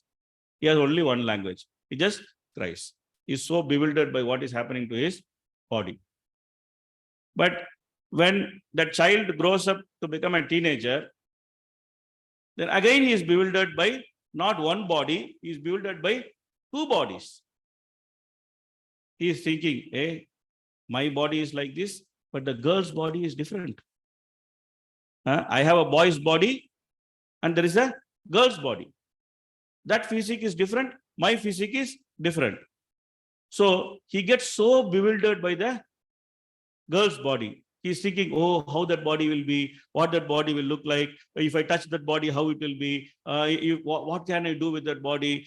This body, that. So completely bewildered by body.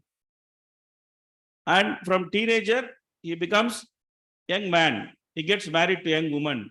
Now he already has that other body. And then he is bewildered by sex life. Bewildered by sex life. Again, due to change of body. And then he sees that his child starts growing in his wife's womb. And there is so many change happening in the woman's body. Both the man and woman are bewildered by that now. Oh, child is moving. Oh, child is kicking. Oh, child is doing. Oh, child is dissing. Oh, child is that thing. Then the child is born. You talk to any person who has a child born, he will have only one subject matter to speak. What is the subject matter? My child. My child is doing like this. My child is doing like that. My child look left side. My child look right side. My child looking like my grandfather. The eyebrows are looking like my grandmother. And he's smiling like my great grandsister. So bewildered by that body.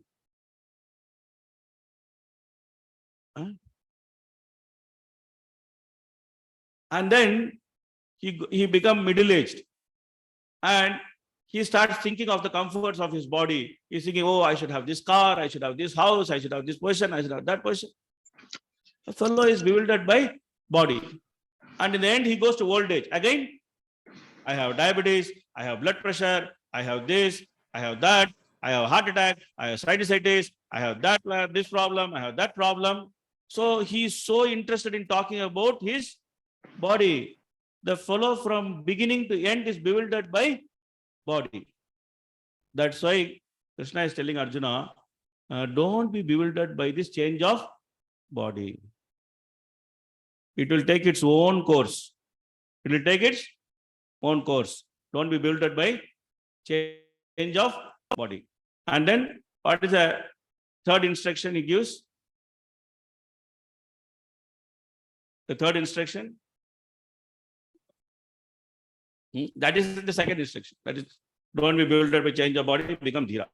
Third instruction, tolerate. What we should tolerate? In the course of this material life, happiness and distress will keep coming and going. You should tolerate. What is people's general tendency? They want to enjoy happiness. They want to reduce distress. Whole life goes in trying to increase happiness and reducing distress. So if you are interested in talking in nonsense, if you are bewildered by the change of body, If all your efforts are simply going in enjoying happiness and counteracting distress, where will you think that I am not this body and I am a spirit soul, I have to develop love of Godhead? Where will you think? So anybody who wants to think in a Krishna conscious way, first of all, has to stop these three things. What is that? Stop talking nonsense based on body. Tolerate the changes which comes to the body, your own body and other bodies around you. Tolerate the changes which come to the body. And third point, don't try to enjoy happiness and counteract distress. Let it come, let it go. Don't think the purpose of life is to enjoy happiness and counteract distress. Let it come, let it go. Unless one does these three preliminary things, one cannot concentrate on Atma Tattva.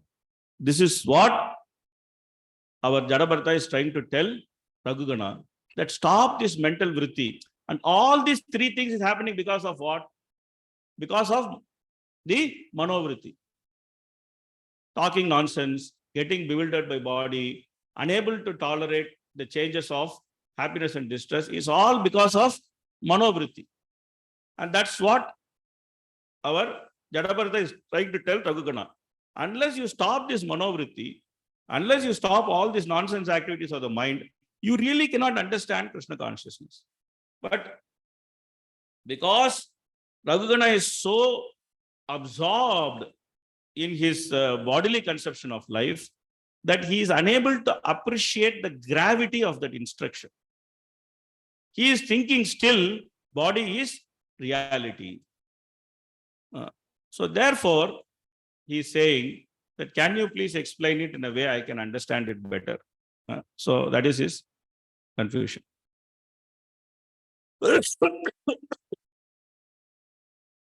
So now Jadabharata is changing his preaching technique. He is going to talk to him about his own experience, because people are always interested to hear some story about others. And that's very interesting to them. And just like Raghugana is a king, Jadabharata also has a king previously. Therefore,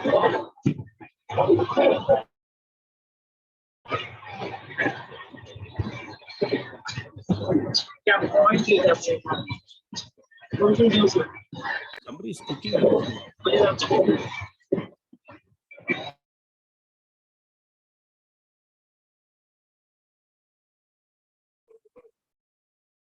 Done?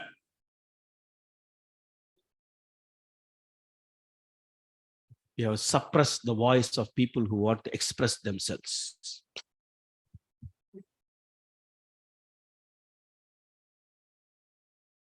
You are dictators, Zoom dictators, suppress the voice of people who want to express themselves. Anyway, so now Jadabharata is going to speak about his own story, because Raghugana will be able to relate it to it better, because he was also a king.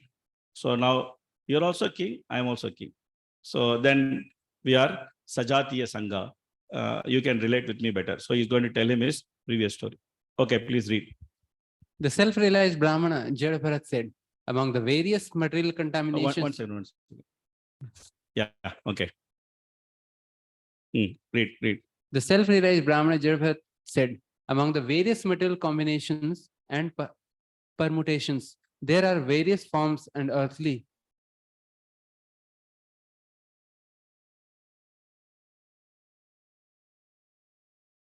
transformations. For some reason, these move on the surface of the earth and are called palanquin carriers. Those material transformations which do not move are gross material objects like stones. In any case, the metal body is made of earth and stone in the form of feet, ankles, calves, knees, thighs, torso, throat, and head. Upon the soldiers is the wooden palanquin, and within the palanquin is the so-called king of Sauvira. The body of the king is simply another transformation of earth, but within that body of lordship, within the body, your lordship is situated, and falsely thinking that you are the king of the state of Sauvira. See, ultimately, this is all transformation of body, which actually bewilders. Like some bodies have transformed into palanquin carriers, and one body has transformed into the king. So the person in the king's body is bewildered, thinking that I am the king and they are the palanquin carriers and they are meant for my comfort. So ultimately, this is just bewilderment which is caused by the change of bodies. One who understands Lord Vishnu as no. the original cause of No, no, everything. We're just reading some translations. We'll come back to purports. It is a fact, however, that these innocent people carrying your palanquin without payment are certainly suffering due to this injustice.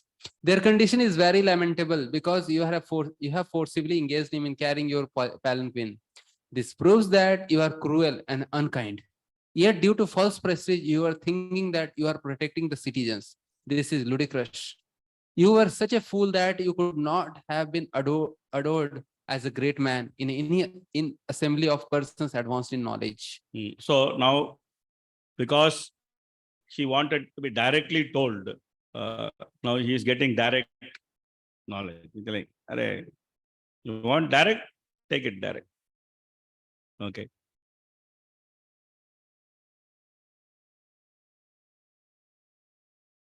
All of us on the surface of the globe are living entities in different forms. Some of us are moving and some are some not moving.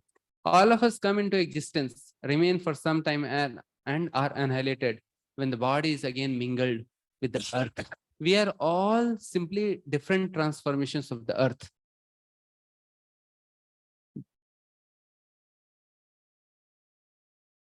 Different bodies and capacities are simply transformations of the earth that exist in name only. For everything grows out of the earth, and when everything is annihilated, it again mingles with the earth. In other words, we are but dust, and we shall but be dust. Everyone can consider this point.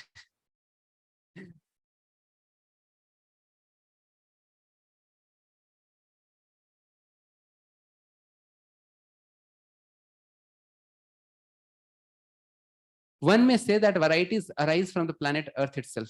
However, although the universe may temporarily appear to be the truth, it ultimately has no real existence. The Earth was originally created by a combination of atomic particles, but this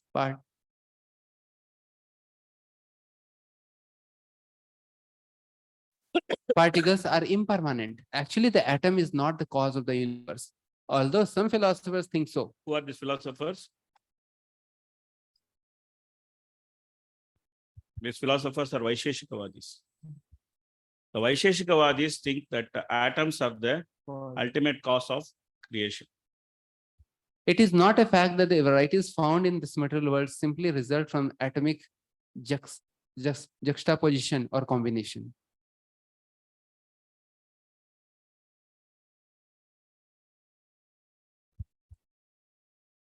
Since this universe has no real ultimate existence, the things within it, shortness, differences, grossness, skinniness, smallness, bigness, result, cause, living symptoms, and materials are all imagined.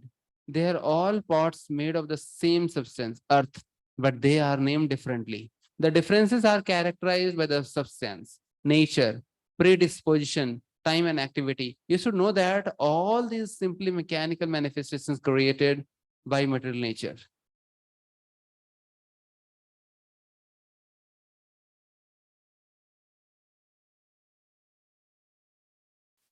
What then is the ultimate truth?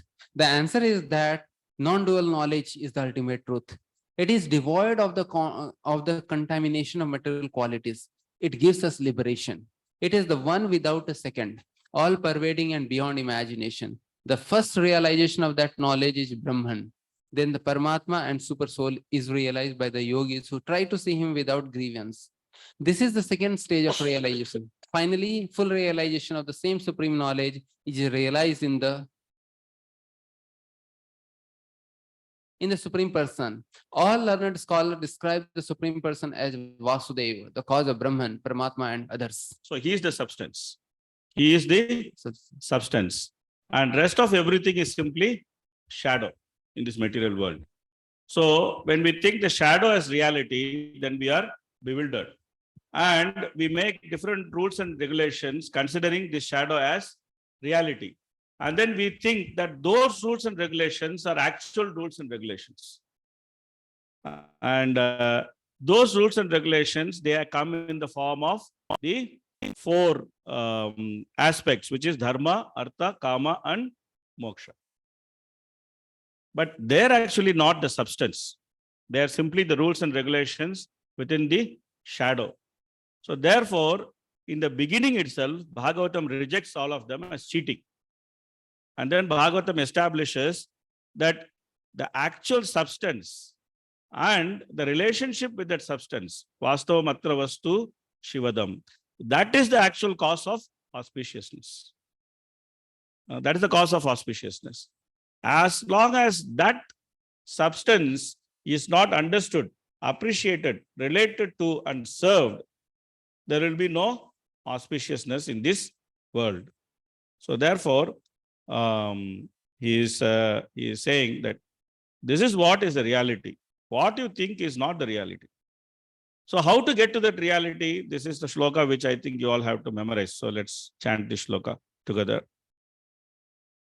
Raghu Ganaita Tapasa Nayati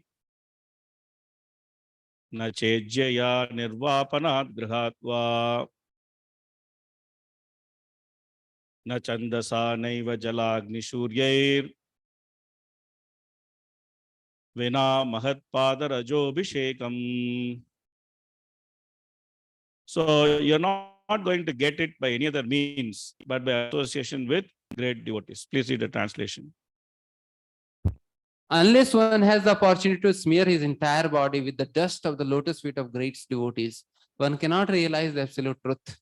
One cannot realize the absolute truth simply by observing celibacy, brahmacharya, strictly following the rules and regulations of householder life, living home as vanaprastha, accepting sannyas or undergoing severe penance in winter by keeping oneself submerged in water or surrounding oneself in summer by fire and the scorching heat. Of the sun. There are many other processes to understand the absolute truth, but the absolute truth is only revealed to one who has attained the mercy of a great devotee. So, in order to understand the reality, one should get the mercy of a great devotee. Today also Prabhupada was talking about this in the class. You are saying that Vijnanartham Sagurum Eva Bigache, that one should actually go to a devotee of Krishna to actually learn about Krishna. Okay. Continue. Who are the pure devotees mentioned here? In an assembly of pure devotees, there is no question of discussing material subjects like politics and sociology. In an assembly of pure devotees, there is discussion only of the qualities, forms, and pastimes of the Supreme Personality of Godhead. He is praised and worshipped with full attention. In the association of pure devotees, by constantly hearing such topics respectfully, even a person who wants to merge into the existence of the absolute truth abandons this idea and gradually becomes attached to the service of Vasudeva.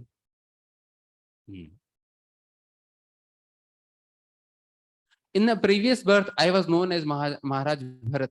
I attained perfection by becoming completely detached from material activities through direct experience and through indirect experience. I received understanding from the Vedas. I was fully engaged in the service of the Lord, but due to my misfortune, I became very affectionate to a small deer. So much so that I neglected my spiritual duties. Due to my deep affection for the deer, in my next life, I had to accept the body of a deer.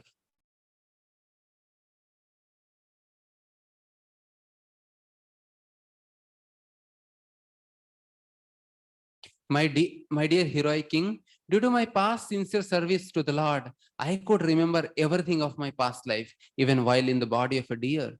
Because I am aware of the fallen in my past life, I always keep myself separate from the association of the ordinary men.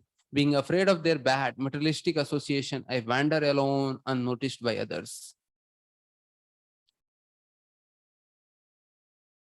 Simply by associating with exalted devotees, anyone can attain perfection of knowledge.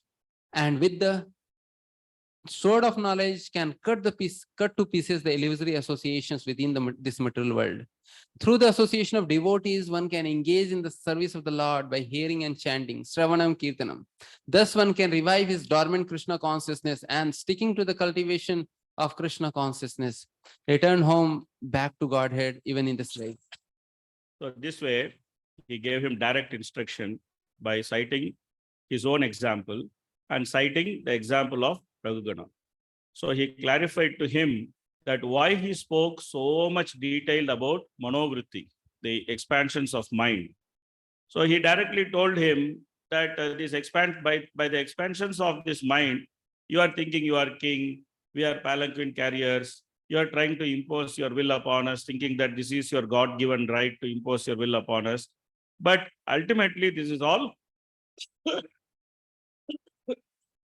foolish, because this is all transformations of material elements. And by transformation of material elements, whatever situation is caused, that situation is not permanent.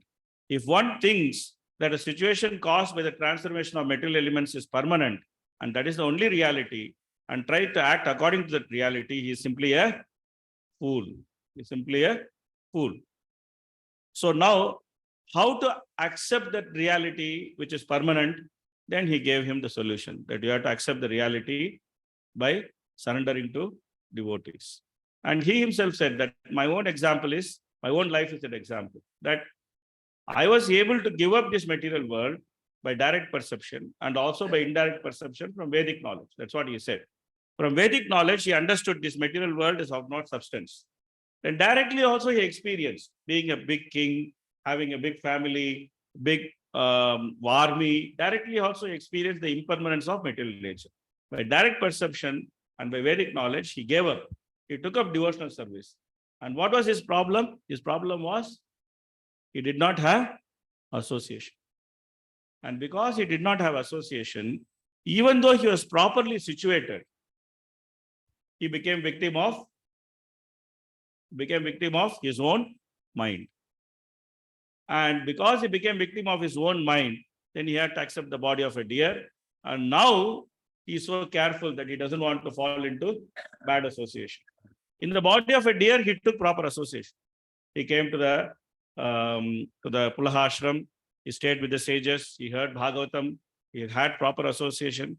Now he has got the body of a human being. Now he wants to simply remember that association, that instruction, and execute devotional service.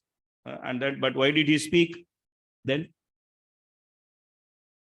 That he will tell in the next chapter. In the end, he will tell. Sukadeva Goswami will tell in the next chapter end why he spoke. And that is a big lesson for us. It's a very simple shloka, one shloka, but a big lesson for us. Okay, please read purport. Okay, let's take a break. Let's finish Gayatri, 10 minutes, Gayatri break, and then we'll continue.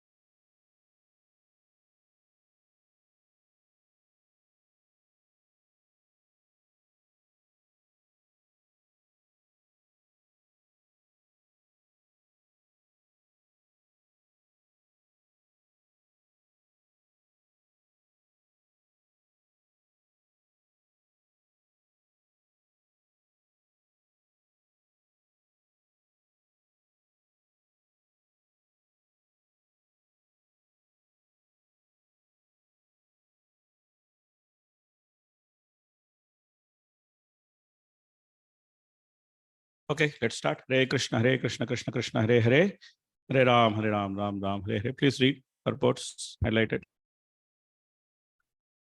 Rishabdeva was a direct incarnation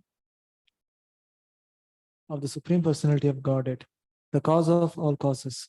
His son Bharat Maharaj, who was now acting as a Brahmana, Jadabharat, had received his body from the cause of all causes.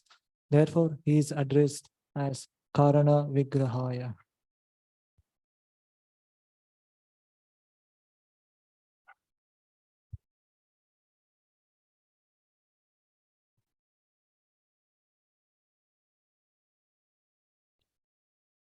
One who understands Lord Vishnu as the original cause of everything is to be understood to be perfectly situated in knowledge. Srila Vishwanath Chakravarti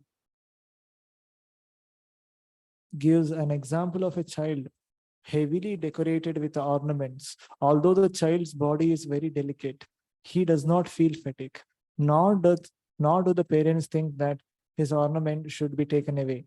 The living entity has nothing to do with bodily pains and pleasures. These are simply mental concoctions.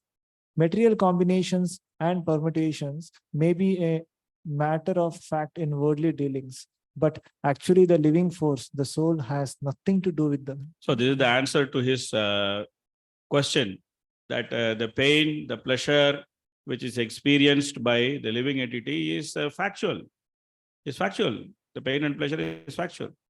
So how can you say that the body doesn't count? That was his question. So now this is the answer. The answer is that they are factual in worldly dealings, but when we actually take it view from the platform, from the point of view of the spirit soul, then it has got nothing to do with them. That's what Krishna says in Bhagavad Gita, that the soul is simply a witness of the different activities of the material body. He is simply residing in this body with 9 gates, and he simply is a witness of those activities which are happening within the material body. The body is like a machine. Like in a machine, you input certain things, then you get an output. Same way this body. You put some food into the mouth, it goes to the stomach is digesting, then you get some energy, you get some stool, you get some urine, you get some bile, different things are coming out of that. And then these things are going in different parts. Some of them is coming out, some of them is staying inside. And then when it stays too much, then it is called a fat body. When it doesn't stay too much, then it is called a lean body. But this is just a machine. It's operating. And the person who is giving energy for that machine to operate himself has got nothing to do with these operations. The soul is neither eating nor he is evacuating. He is not concerned with both the activities, the activity of eating and the activity of evacuating. So therefore, it is said that these simply they are mental concoctions. Krishna also says the same thing in Bhagavad Gita, 5th chapter. Okay. Prabhu, please clarify that analogy, child decorated with ornaments. So actually the ornaments are a source of disturbance for the child. Okay. The child doesn't like the ornaments, or the source of disturbance for the child. So when you put the ornaments to a very small child, what the child does? When you put gold ornaments to a very small child, what the child does? Child tries to take it away and throw it, because they are actually a disturbance to the child. But when the same child, when it grows up little bit, the child is very much interested in wearing those ornaments. And the parents also thinking, oh, you're looking so nice with this chain, with this ear ornament, with this chain, with the bangle, with this, with that. You're looking so beautiful. The child is also going in the mirror and seeing like this, like this, like this, feeling beautiful. And the child actually likes the ornaments. But actually the ornaments are disturbance to the body. But due to mental concoction, the child thinks that these are all nice. And due to mental concoction, the parents are also thinking that these are all nice. So sometimes the child is thinking this is not nice. Sometimes the child is thinking this is nice, but thinking not nice or thinking nice is simply mental concoction. But the spirit soul has got nothing to do with this body, decoration of body, ornaments, and everything. Is that clear? Yes, Prabhuji. Guruji, when the spirit soul is in the body, so there is only one living force. The person is the soul. Yeah. So even if it is a perception, but the perception is made by the soul only. The perception is not by the mind. The perception is made by the mind, is accepted by the soul. The soul is not the creator of the perceptions. Correct. But The perceptions are interactions of the modes yes. with the matter. There is interaction of modes with matter, and that creates perceptions. And that perceptions are accepted by the soul as its own. He is not the creator of perceptions. Yes. So now when he perceives apparently a pain or pleasure, he is the only person who actually in one sense is the perceiver. Although the perception is in the mind, but now he has accepted it. So when we say there is like the suffering soul, he's suffering, but the soul is not suffering in one sense. So if there is no suffering to the soul, then there's no point about talking about delivering him from the suffering also. So he's suffering in some way. And if he's suffering, then it is an actual reality for that person.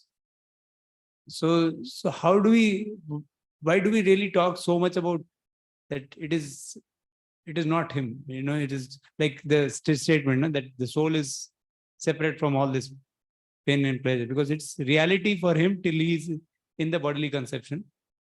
Even in the dream, like we say, the dream is actually a dream. It is not, the soul is not the person is not suffering, but in the dream he's imagining he's suffering. But he's experiencing a suffering. And then when he wakes up, he understands, oh, it was all illusion. So to consider the suffering as temporary and born out of illusory conception is more easy to understand for me. But to say that he is not suffering is difficult. Okay. So now take the example of dream only, which you gave. Like a child is having a bad dream. Okay. And he's crying in the bad dream. He's having a bad dream.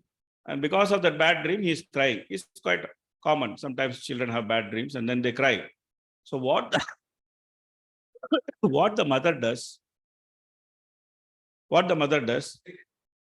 wakes up the child. While waking up the child, what the mother is telling the child. You see, this is exactly what the mother is telling the child. Hey, this is dream. This is not happening to you. Wake up, wake up, wake up. What the mother is saying? This is dream. This is not happening to you. You wake up. Right?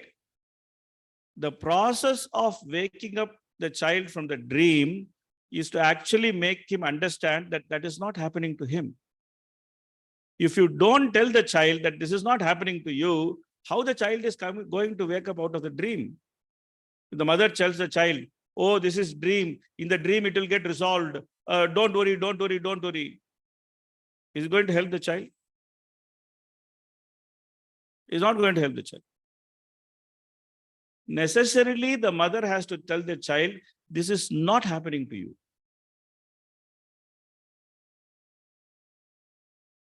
So that gives good clarity on the point. At the same time, we talk from the Mental perspective. actual situation. That's mental perspective. No, she is making a statement. The mother is making a statement, which will bring him to the right position. So that way, Shastra should bring us to the right position. Correct. That's what they're saying. And that's why they're saying it. It's not happening to you. Wake up, wake up, wake up. That's what they're saying. Yeah. But just like mother is saying it, but actually he is suffering in the perception of being. Correct. Nobody is Similarly, denying that. No. the soul is actually suffering when he is here in this world. Correct. That nobody is, that's why we are saying we should stop the suffering of the soul. See, nobody is denying the validity of the suffering. But everyone is saying that suffering, which you are thinking is a valid suffering, is actually not happening to you. The validity remains as long as the ignorance remains. That's what the Shastra is trying to tell you. Mayavadis are telling that there is no suffering. Vaishnavas are not saying that there is no suffering. They are saying the validity of the suffering remains as long as the ignorance remains. So you come out of that ignorance, the suffering will no longer be there. This is Vaishnava philosophy. Mayavada philosophy is that the suffering doesn't exist. That is nonsense. To say that the suffering doesn't exist is nonsense. But to say that it is a reality as long as you are in ignorance, so come out of that ignorance, understand that there is nothing for you. That ignorance is making that relationship between you and the suffering. So come out of that ignorance. When you come out of the ignorance, there is no suffering. That's reality. So you have to say that. No, without saying that, how it is possible?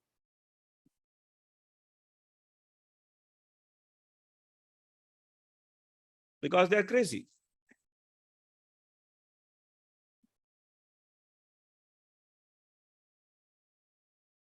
If they actually accept that there is suffering, they have to accept a cause for that suffering.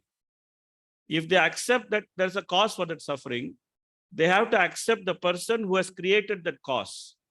And if they have to accept that person who has created that cause, they have to accept that person is better than them. Because they're crazy, they don't want to accept there is a better person than them. So they say that suffering is all random, it doesn't exist. They're crazy people. Just to deny the existence of God, they can speak any nonsense. That's what they are. What to do?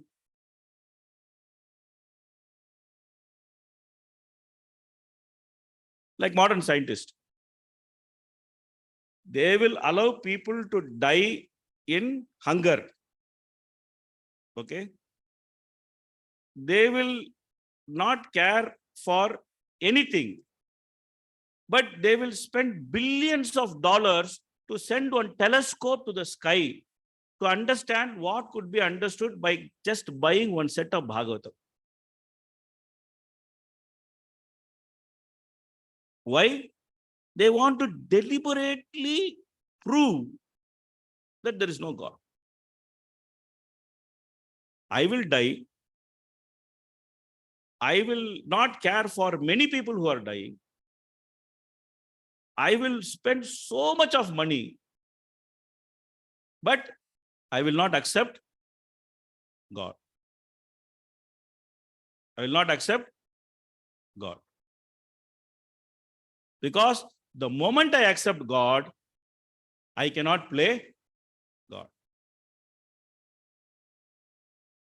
So any person who has become crazy and he wants to play God, he is beyond reason. You cannot sit and reason out with him.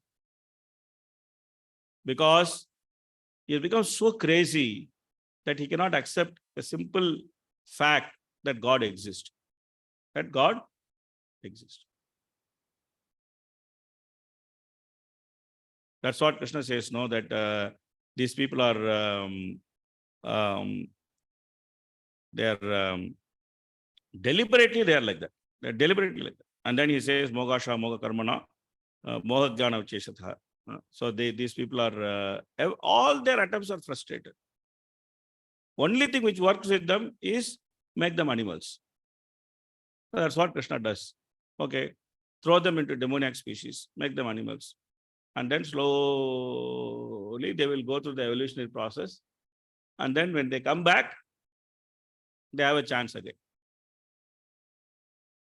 Very difficult to deal with such people. Okay. When the king or governmental head does not follow the proper principles, nature deals out the punishment in the form of war, famine, and so forth. Therefore, if the governmental head is not aware of life's goal, he should not take charge of ruling the people. Yeah. So punishment and reward by a king should be based on Krishna consciousness. It should not be based on his personal sense gratification. It should not be based on his personal sense gratification. When a king thinks that punishment and reward should be based on his personal sense gratification, then he is not a proper king. He is not a proper king. So then what is the result of that? The result of that will be nature will deal out the punishments in the form of war, famine, and so forth. That's what we are seeing in Kali Yuga. There's so much war, there's so much famine, there's so much of natural disturbance, there's so much of calamity, because the rulers, they are not qualified and they are not protecting the citizens based on the principles of Krishna consciousness. So therefore, naturally, the rulers have to suffer and also the citizens have to suffer.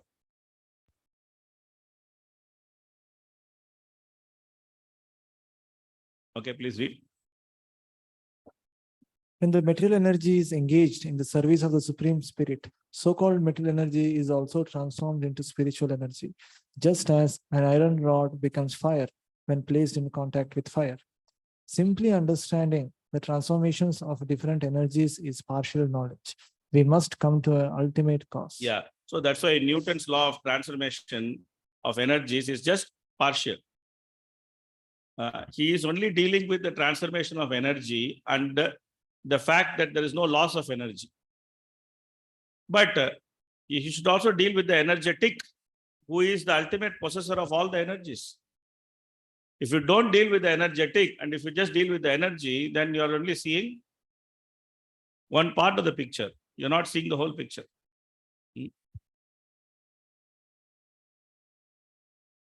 One simply understands the original cause, Krishna, the cause of all causes, then naturally everything else is understood, although it may be presented in different varieties.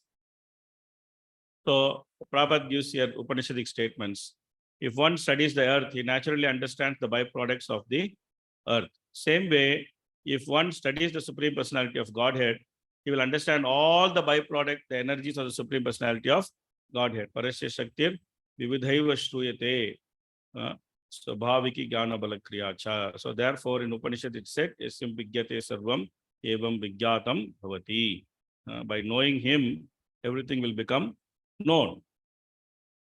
This is a summary of phenomenal and noumenal philosophy. The phenomenal world depends on the noumenal existence. Similarly, everything exists by virtue of the potency of Supreme Lord. Although, due to our ignorance, the Supreme Lord is not perceived in everything. So, phenomenal means it is due to cause and effect. Nominal means that which exists beyond the cause and effect. Yeah, nominal is the spiritual world. Phenomenal is the material world. Here, everything there's a phenomena. There's a creative phenomena. And due to the creative phenomena, this world has come to existence. And the creative phenomena is discussed in the third canto. That initially there was Mahatattva, which came from the Lord, and then the Mahatattva was glanced by the Lord, then it got disturbed, then false ego came, then this came, that came, the whole this. So there's a phenomenon of creation. And then Brahma comes, then Brahma creates the rest of the world. So all we discussed in the third chapter. But what is the basis of that phenomenal world is the Vishnu Tattva. Vishnu Tattva is the basis of the phenomenal world. So he is the absolute truth. So the entire phenomenal world is dependent on the absolute truth.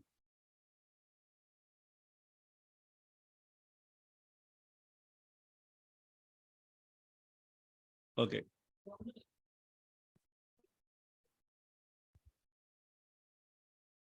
Yeah, means that if there is no Vishnu Tattva, there is no material world. Right? If Krishna has no enjoying tendency, there is no spiritual world. Right?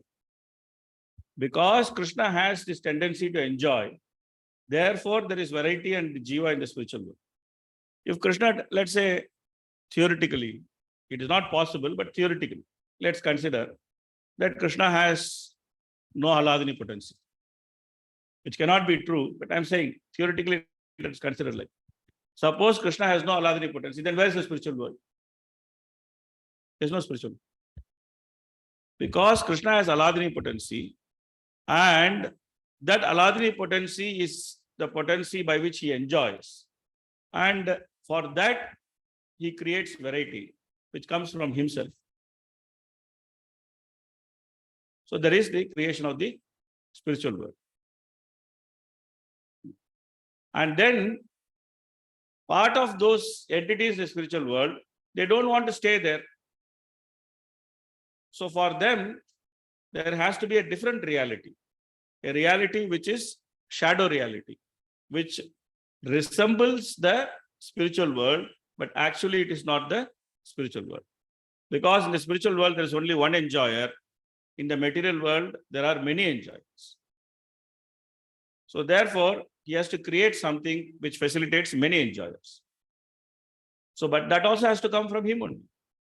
So therefore, the enjoying tendency and the varieties of enjoyment and the different positions by which the enjoyment varieties can be appreciated, everything originally comes from the spiritual world. Right? So if you actually read Brahma Samhita, there Bhaktisiddhanta Saraswati Thakur explains that the 64 arts are simply the medium of expression of rasa.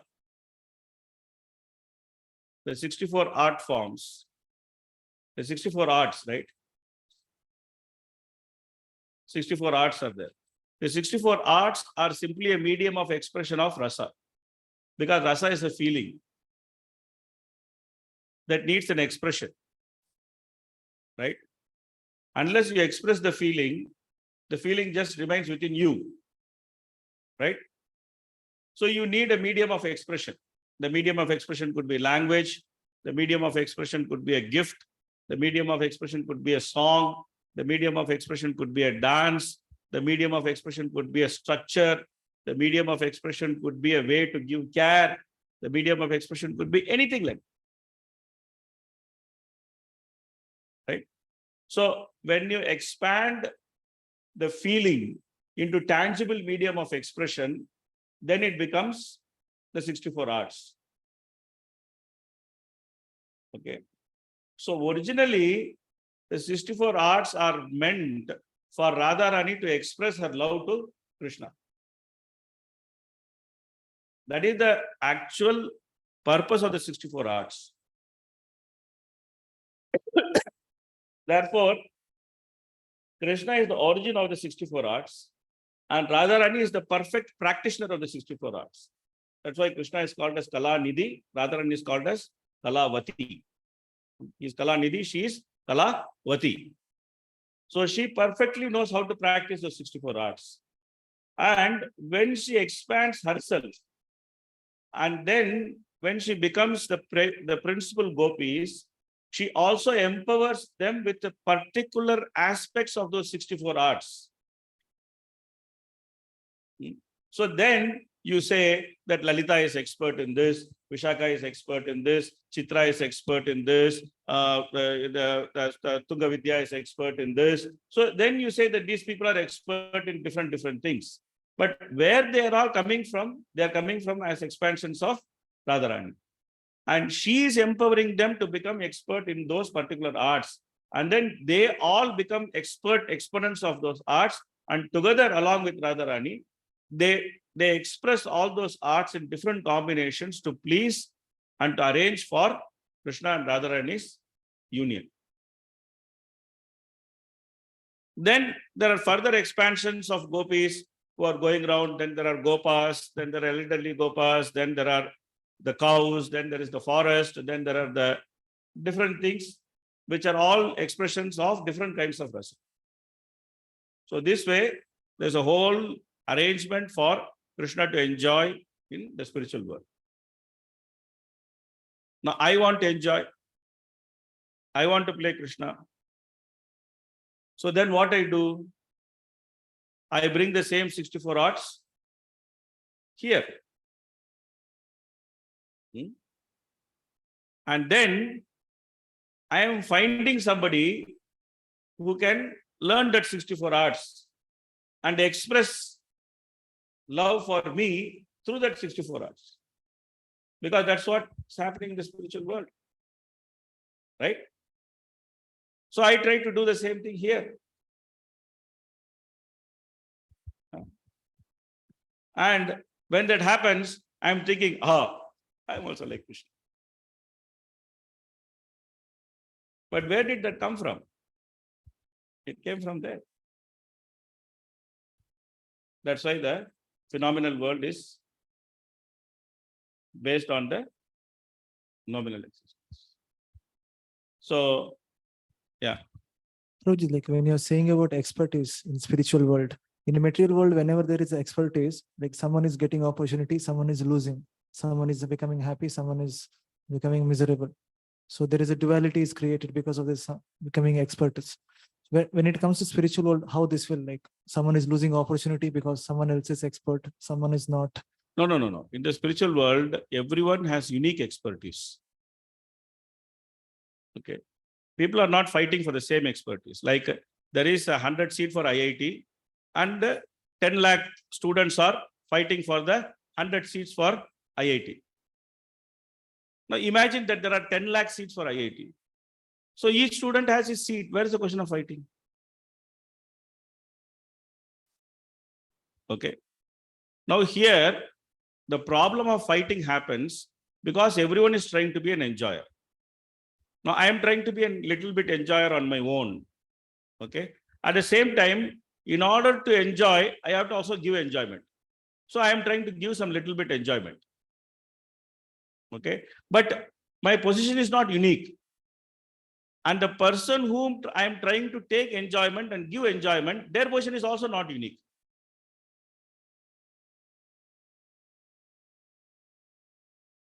I have a temporary position, they have a temporary position. And in that temporary position, we are trying to imitate the permanent position, which is not possible. So therefore, there is competition. But there it is not like that. I have a relationship with Krishna, and in that relationship, I have some uniqueness with which I can express that relationship with Krishna. And that uniqueness is simply between me and Krishna. There is nobody else having that uniqueness. There's nobody else having that uniqueness. I am the only person having that uniqueness. And in that uniqueness, I am fully satisfied with the enjoyment I am able to give to Krishna. I feel there is no lacking. I am fully satisfied. So therefore, when you are there and you have your own uniqueness and you are trying to enjoy with Krishna with that uniqueness, give enjoyment to Krishna with that uniqueness, and because my aim is also to see Krishna happy, then naturally I will encourage you. I will not discourage you because you are not my competitor, nor do I feel some deficiency because of your presence. Right? But in the material world, you are my competitor, your presence causes my deficiency. The two fronts, when a third person enters, the first friend becomes envious of the third person because he is thinking, अरे हम दोनों दोस्त हैं, ये किधर बीच में घुस गया. The father and mother have one child. When the second child comes, the first child becomes envious of the second child. अरे I am the child, ये किधर से घुस गया.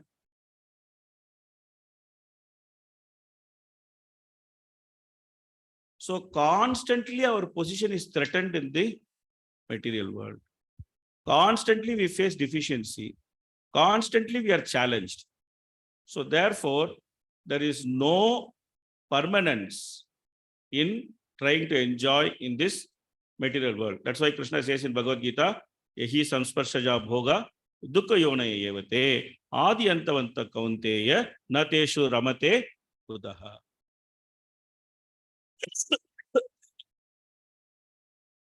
Because everyone tries to be the enjoyer, so the sense of competition has to be there. In the spiritual world, only Krishna is the enjoyer. So there's no sense of competition.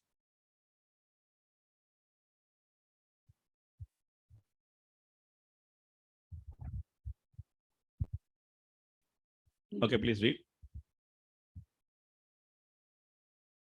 The temporary manifestations and varieties within this material world are simply creation of material nature under various circumstances. Prakriti krimanani gune karma sarvasha. The actions and the reactions carried out by the material nature are sometimes accepted as our scientific inventions. Therefore, we want to take credit for them and defy the existence of God. Yeah, so Newton found out gravity. But did gravity exist before Newton? Yes. Einstein found out relativity. Did relativity exist before Einstein? Yes. So Newton is not the father of gravity. Einstein is not the father of relativity. But what do the scientists call? They call it Newton's law of gravity, Einstein's law of relativity. Now, I do business. I have an accountant. That accountant calculates the profit. Now, whose profit it is? My profit or accountant's profit? The accountant says, I calculated the profit, so it should belong to me. This is my profit. Will I agree? No. So, Newton and Einstein are simply accountants of Krishna. They just calculated what existed. They expressed what existed in the form of a numerical equation. They are like accountants of Krishna. They calculated it, doesn't make it their own. But this is cheating. This is cheating. That's why we are ahankara vimudatma. Kartaham iti manyate.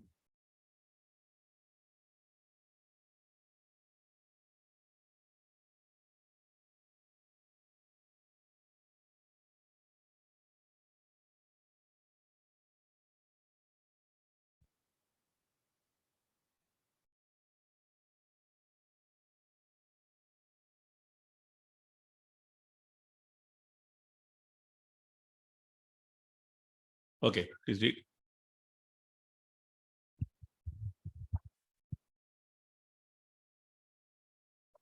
This Krishna conscious movement was started to engage people 24 hours daily in the service of the Lord and in his glorification.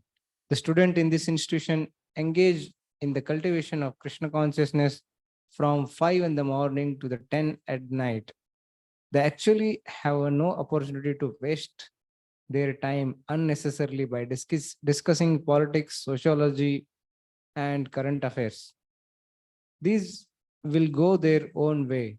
A devotee is concerned only with serving Krishna positively and seriously. Yeah, so we should not be worried about these things. One should not indulge in talking unnecessarily about the news of this material world. One should not waste time anyway. This is very important feature of devotees' life. So the news of material world is not only the current affairs. The news of material world is also some material discussions about devotees. It's also news of material world only. Some unnecessary rumor, katha, some unnecessary topics of discussion, fault finding. This is all news of material world. Everybody has some anartha. Everybody is bound to do some mistake. Those who are responsible for them, they should be aware of the mistakes which somebody is doing, and they should give them proper correction, proper guidance, proper Krishna consciousness, so that they will be saved from making such mistakes in future. It is not every devotee's duty to discuss the mistakes of all the things which devotees have done and then make some big news about it. Nor it is our duty to write email to hundreds and thousands of people all over the universe to discuss the defects in devotees. Sometimes some people do like this, that they have so much time, all the time in the world, to write long, long emails to discuss the various hot news in ISKCON. One devotee wrote in Mayapur, one forum, "Oh, please explain what is happening there. This is hot news for Mayapur devotees." This is hot news for Mayapur devotees.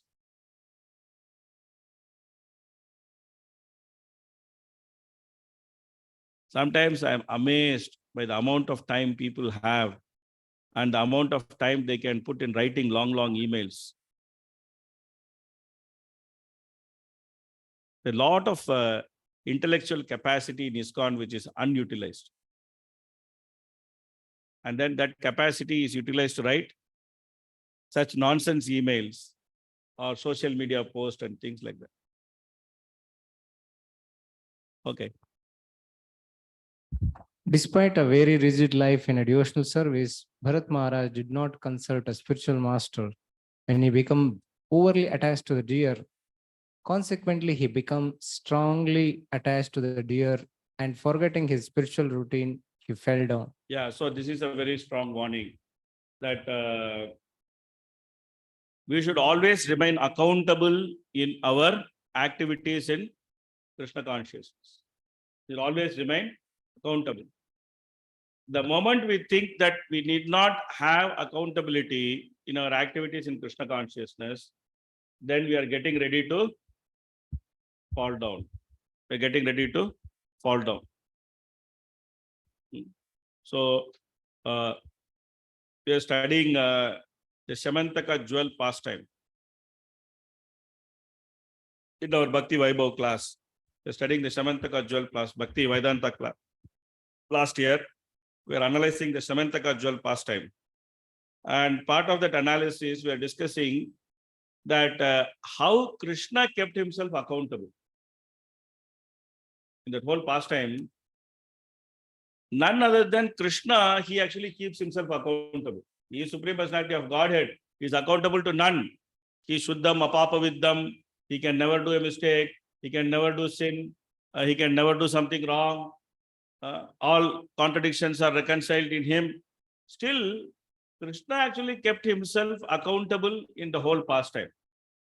Initially, when there was rumor, when Satyajit's brother, when he was killed, and when the jewel went missing, initially when there was rumor that Krishna was responsible for Satyajit's brother missing, and Krishna stole the jewel, Krishna actually went to find the jewel. And then when he went to find the jewel, he took some citizens of Dwaraka. The Acharyas have explained that he actually took the people who were belonging to Satyajit's camp, who were actually spreading the rumor. He took them along with him to actually practically show them that he has got nothing to do with what has happened with the jewel. And this is Krishna. This is Krishna. When second time, when Vidura takes the jewel away, and then there is some rumor that Krishna is envious of Vidura, therefore only Krishna has banished Vidura to Varanasi and things like that. Krishna himself made some natural calamities to happen in Dwaraka. Because Krishna is Supreme Personality of Godhead. In his presence, how natural calamities can happen in Dwaraka in his own place. Krishna himself created those natural calamities. And then people are complaining to Krishna that because Akrura is not there, so these natural calamities are happening, so we should call Akrura back. Then Krishna is telling, yes, you call Akrura back. And then when Akrura comes, then Krishna very nicely speaks to Akrura. Akrura, actually I know that you have the jewel. Actually I know that you have the jewel. And when Satyabhama's son is born, he will claim the jewel from you. I am not interested in the jewel. He is the one who will claim the jewel from you because that is his grandfather's property. But just for the sake of everybody's peace, can you just show the jewel once and keep it with you only? Don't give it to me. You only keep it with you. Just show it once. That's it. See how nicely Krishna speaks to Akrura. And then Akrura, he becomes so shy. Then he shows the jewel. So then Krishna again make himself accountable to everybody. See, Akrura is having, I don't have the jewel. Akrura is having the jewel. And I have brought him back. Now, please don't blame me. The Supreme Personality of Godhead keeps himself accountable. Then what to speak of? All of us. We should always keep ourselves accountable to devotees in our life. Otherwise, we have bright chance of falling down.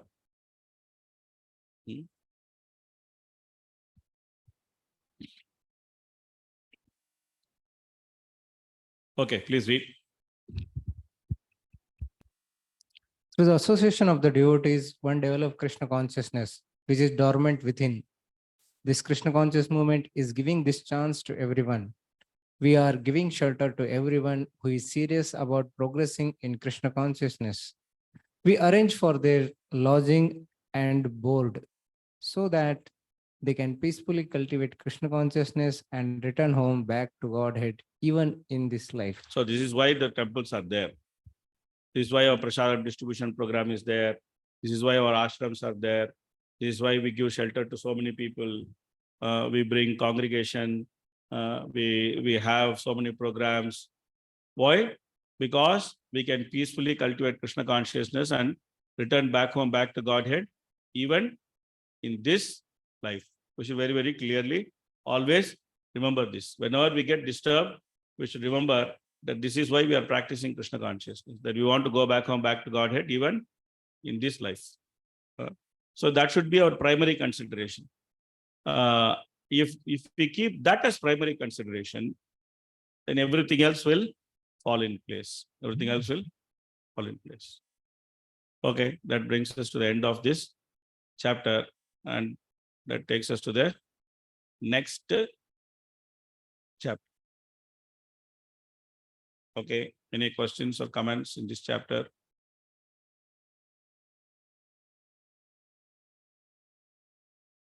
Here, basically, Jadabharata has directly answered Raghugana, taking his own position and taking Raghugana's position. Because when he gave him nice philosophical discourse about mind and the expansions of mind, Raghugana was unable to appreciate it. So now when he has given direct answer, now Raghugana is satisfied and he's going to seek further instructions in the next chapter, which takes us to the last subject matter of discussion, which is the forest of material existence. It's a very beautiful allegory, the forest of material existence. And it is very disillusioning allegory. Disillusioning allegory. So generally, devotees who are little bit faint-hearted, they don't like to read this because it kills the illusion. It kills the illusion, especially for householders. The household life is so nicely glorified, and everyone thinks nice things about household life. And here, the bare bone skeleton of the household life is exposed. So sometimes the householders get disturbed when they read the forest of material existence. But of course, anybody can be disturbed because this is bare display of Maya without any political correctness. Now, this is the world of political correctness. Everything should be politically correct. But Jadabharata, being Jadabharata, does not care for political correctness. He simply presents things without any political correctness. So that is the forest of material existence. We'll enter this forest of material existence in the second half, which is the last session of this this section. So I think we may go little bit over time because I want to finish it today. I don't want to, this unit has been dragging like anything. So we'll bring this session to an end today. We'll take we may go a little bit over time. Instead of finishing at 4:30, we may end up finishing at 5:30. 5:30. So please arrange yourself accordingly and then come. Let us, we'll see. If we can finish at 4:30, we'll finish it at 4:30. But if there is something, we may extend a little bit because we have about 60 verses to read itself. So 60 translations itself will take about 1 hour. Just to read the 60 translations will take about 1 hour. Then some purport, some discussion. The second, the next chapter actually is the purport of the previous chapter because Parishit Maharaj himself is asking that I can't understand this whole allegory. Can you please expand it? So then Sukadeva Goswami himself expands it. But in this chapter purport, Prabhupada is also expanding. So there is double expansion of this. इतकं भयानक मीठ टाकलंय त्या भाजीमध्ये kilo मीठच्या भाजी.